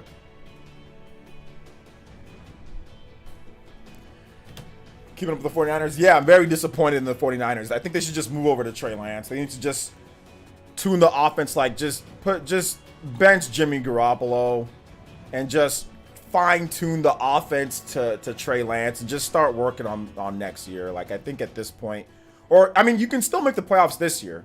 They can still make it because there's an extra playoff spot. So they can still make the playoffs this year, but they need to just give the keys to Trey Lance. They just need to just let him run the offense, tune the offense towards him, because like the offense is still tuned towards Jimmy Garoppolo, you know. So tune the offense to what Trey Lance does best, and just go with him, like West Coast style offense, short passes, run RPOs, run pass option.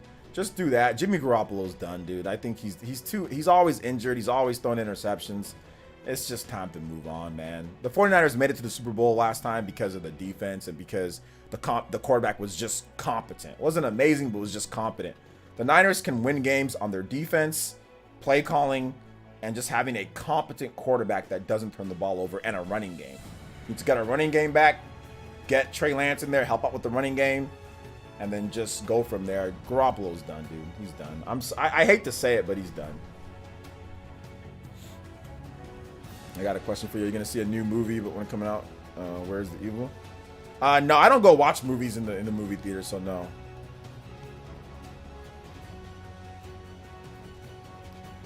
Yeah, so yeah, I don't yeah, that monster the movie was bad, dude. It was, oh god, it was terrible. Like, the whole premise of the movie was trash. Like, oh, we're gonna go to a different dimension with U.S.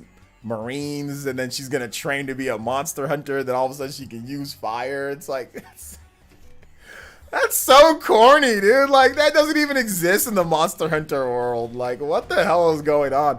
Here's what the story should have been. This is backseat movie directing. The story should have been that you're already in that world. There's no need to try to make it realistic and make it to where people in the real world, we can relate to it. Don't need to do all that. Just make it to where that's the world, and make it to where you have 5 people, your good friends growing up as kids, and then you decide to go out where the parents tell you not to go. When you go there, one of the monsters kills your friends. There, you train to try to fight that monster and get your revenge on that monster or monsters. You make your way there, you beat the monster, you know, you decide to not kill it, you show it mercy, but like you take one of its scales or something like that. I don't know. And then like you go back and like you're a hero because you avenged your friend and you defeated the most Diablos, or you defeated Rathalos, or whatever the case is. That's it. That's all you had to do. Like, that's all you had to do. You didn't need the Marines, the guns, the Tony Jaa. You didn't need all that. All you needed was just an origin story of 5 people. One of them's the leader. You have 5 people. You go out there. Your friend gets killed, and then you train as a 4-pack, because Monster Hunter is all about teams of 4, right? You train as a 4-pack. You go through dangerous areas where there's monsters. You hunt them down, then you finally find the monster that killed your friend, and you avenge your friend. That's it. You go back to the village as a hero, and that's that. That's all you needed to do. Set up some emotional time where like one of your other friends maybe gets injured badly, then you have to heal them, you know, and like you're worried you have to like hide out in a cave or run from certain monsters, or you have to chase them down. Like, it writes itself, you know, and they blew it. They blew it. Because that movie wasn't low budget. It was not a low budget movie, you know? Yeah, like, literally just the story of Monster Hunter 4 is still the best story in the series. Yeah. Like, it's so dumb. Hopefully Japan can make Monster Hunter stories Monster Hunter Stories 2 into an anime or anime movie? Yeah, that'd be nice. It's cool how they managed to get Other Joe into the... Dude, that guy looks like Other Joe. I said that too. I was like, dude, is that Other Joe? I thought it was Other Joe. I thought it was him, but it's not Other Joe. It's not him. But I thought it was him. I thought it was Other Joe. Did he talk about that? I don't know if they talked about that or not. Did they review the Monster Hunter movie? I need to... Did Other Joe and Angry Joe review the Monster Hunter movie?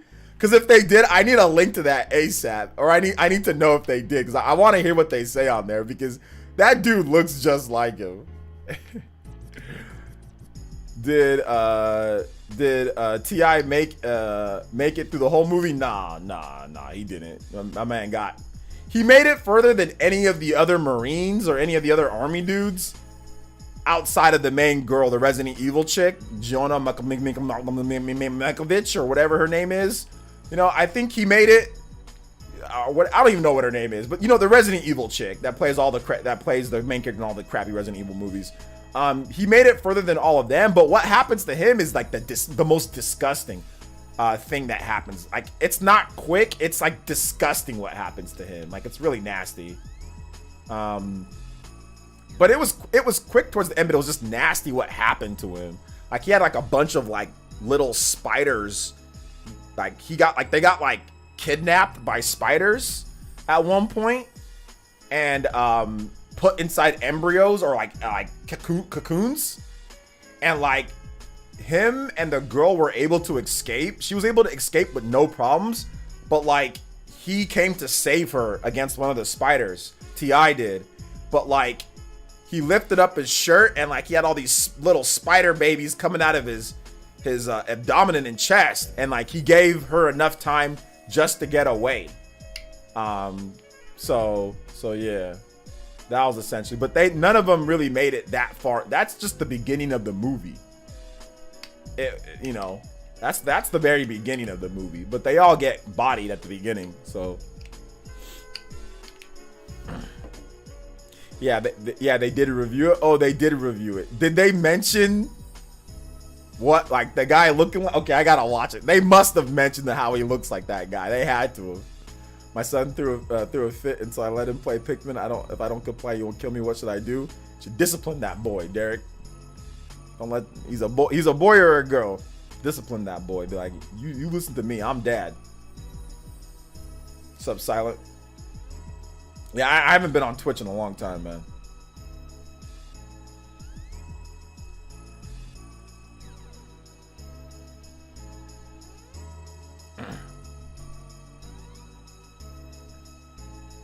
Yeah, they talked about it in their trailer reaction too. Okay, I gotta watch. Okay, hold on. We might have to Monster Hunter movie trailer reaction, Angry Joe. I gotta see this right now, guys. I'm sorry.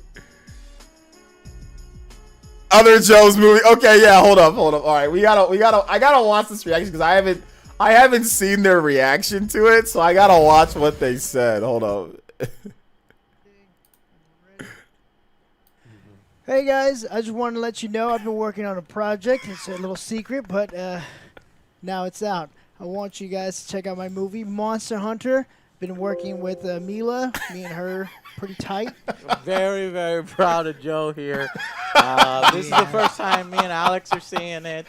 Posters came out, they got leaked. Everyone was tweeting at me. It's like, hey, this you? I was like, oh man, this is Yeah, so let's go ahead and watch. All right. See what you cooked up here, Joe. Let's check it out. All right. 3, 2, 1.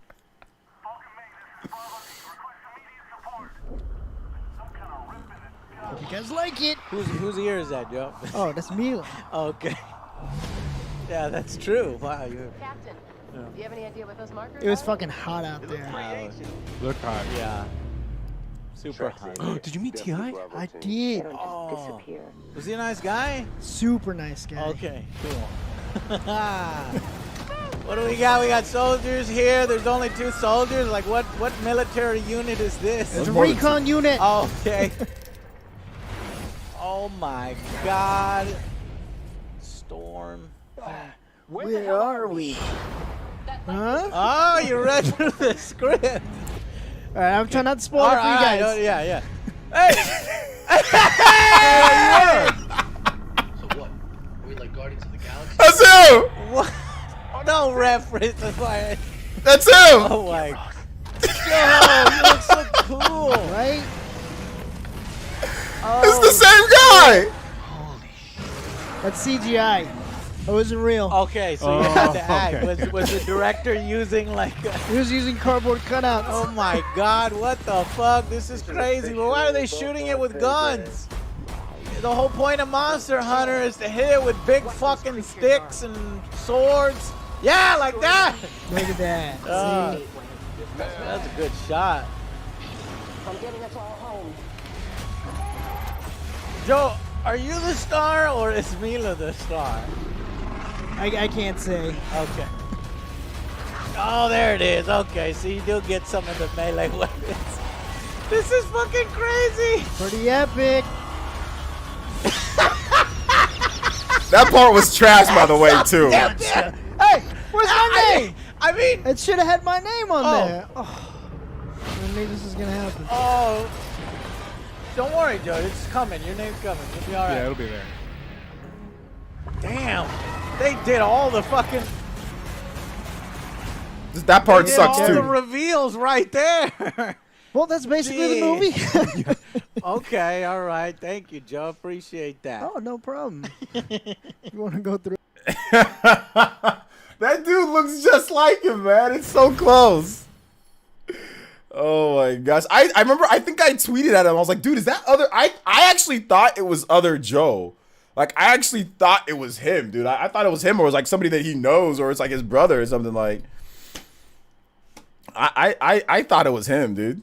So that was interesting. So you're convinced that they're brothers? Yeah, they have to be, man. Or like distant cousins or something. Like me and Psychopie, we don't know it, but me and Psychopie, we out here cousins, you know? So distant cousins. We don't know, but we're distant. You know?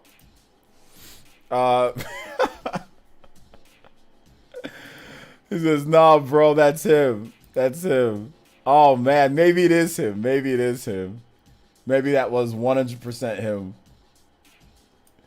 All right, guys. I'm going to go for about another 3. No, not 3. I'm going to go for about another 7 minutes on questions. So if you guys have any other questions wrapping up the Shin Megami Tensei or anything else, feel free to drop them in the chat. I'll be more than happy. More than happy to get that for you guys. All right.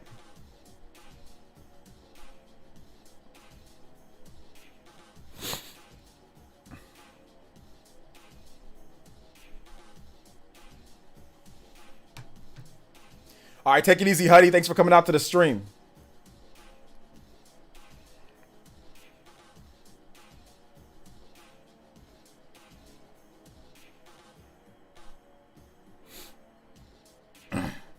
How's my vacation? The vacation was good. I'm feeling good, rested, but I'm definitely jet lagged right now.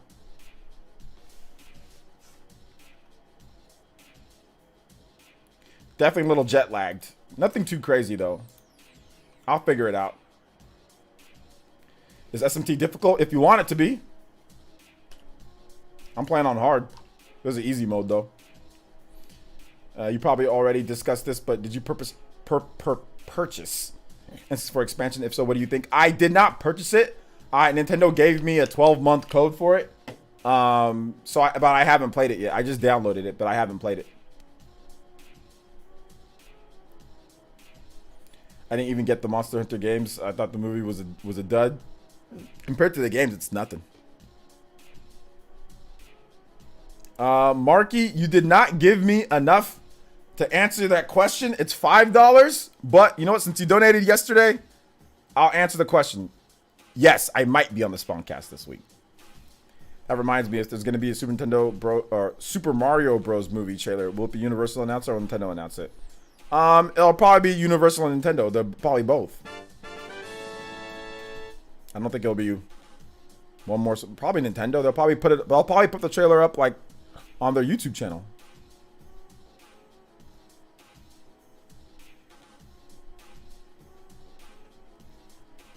Is that a Forza shirt? No, it's an Etika shirt.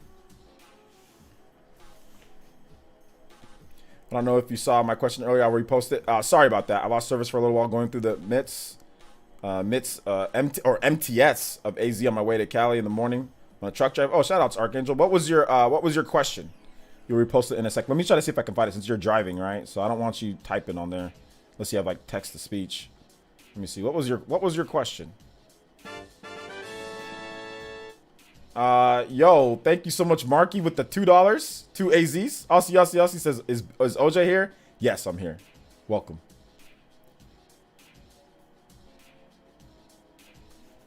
I think Nintendo will probably do like a trailer like on the it'll probably be like on Universal's page, and it'll be like on the like the YouTube, probably the YouTube channel. I mean, Nintendo has a huge reach on YouTube and Twitter, so it's probably gonna be on the YouTube channel, the Twitter page. They'll probably do it like maybe even Nintendo Direct.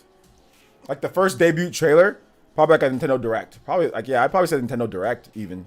Because like they announced the voice cast at Nintendo Direct, so I mean, it's very possible that they do a trailer at Nintendo Direct. Interesting to see Tomb Raider game that was rumored, those top-down games. It looked cool. I might check it out. Yeah, I think one of them is good. I don't know about both of them. I think both of them are kind of good. But yeah, I heard about those games coming over to Switch a long time ago. But I also heard that the mainline series is going to come to Switch too.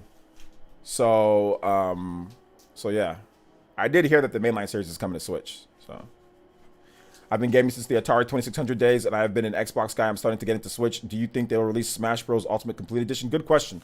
No, and the reason why I say that is because they've never released a Smash Bros. Ultimate or a Smash Bros. Collection. They could have done it with the Wii U, and they didn't. They could have done it with the 3DS, and they didn't. So since they didn't do it with those two, with that, I don't think they're gonna do it with the Switch. Although if they do it, it will be down the line. Or if they do it, it will be a ghetto, a custom, not really saving much bundle, like the Legend of Zelda Breath of the Wild bundle, where you can get the DLC plus the game, but it's like this almost the same price. So I mean, I don't know if it'll ever be like an official, real like game of the year release where it's like everything's on the cartridge, or like I don't know about that. But will they do something maybe to where it's like, hey, you can buy the game and you get the DLC for a little bit off or something, and it's like separate? And like maybe there's like some like packing codes or like codes that you get like that you just download digitally. I think that's possible, yes. But I don't know about the actual like giving you the content like complete edition for like the $60. Like no, I don't know about that because they make too much money off the DLC. At my lady's crib. We weren't at my lady's crib. We were at like a suite place that I rented out myself. So we weren't at her crib. We were at like a suite that I rented for us. And the internet was absolutely garbage. When am I going back on the Spawncast? Sean, I'm going to need the $5, but since you're an elite ninja, I might be back this weekend. It's okay, Sean. You're an elite. You've been an elite ninja for a number of months. I'll cut you some slack, and I'll answer you that I'll probably be back this weekend.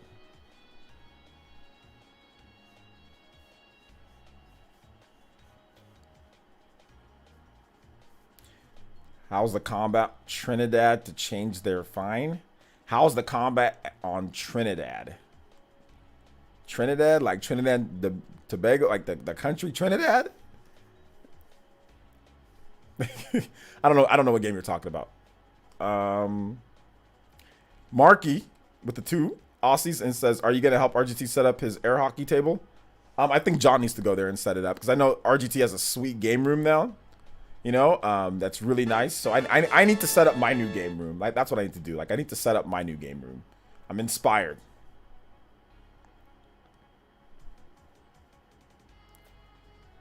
Not gonna lie, I wish Nintendo made a full banner of the Smash mural. Although I think the way they, I think there's a way where I can make it my own. You can make it your own, but it'd definitely be more difficult than Nintendo just like making like to like you can buy it and like put it across like your room or something like that. Yeah, I think Spawnman needs to head over there and help him out with everything.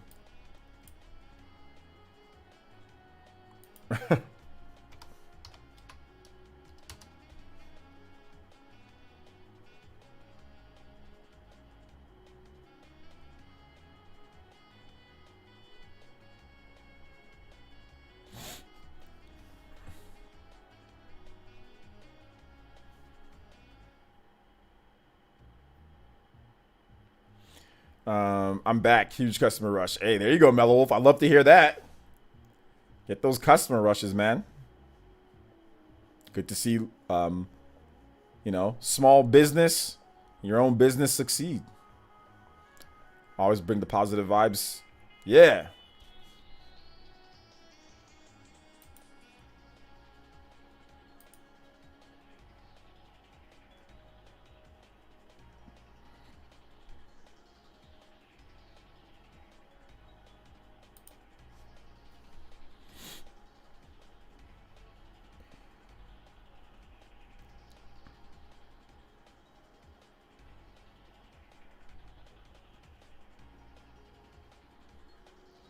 Any other questions, boys and girls? I just want to pop in and say welcome back. Thanks for all the content. Hey, absolutely, Matt Olson. Thank you for the support, bro.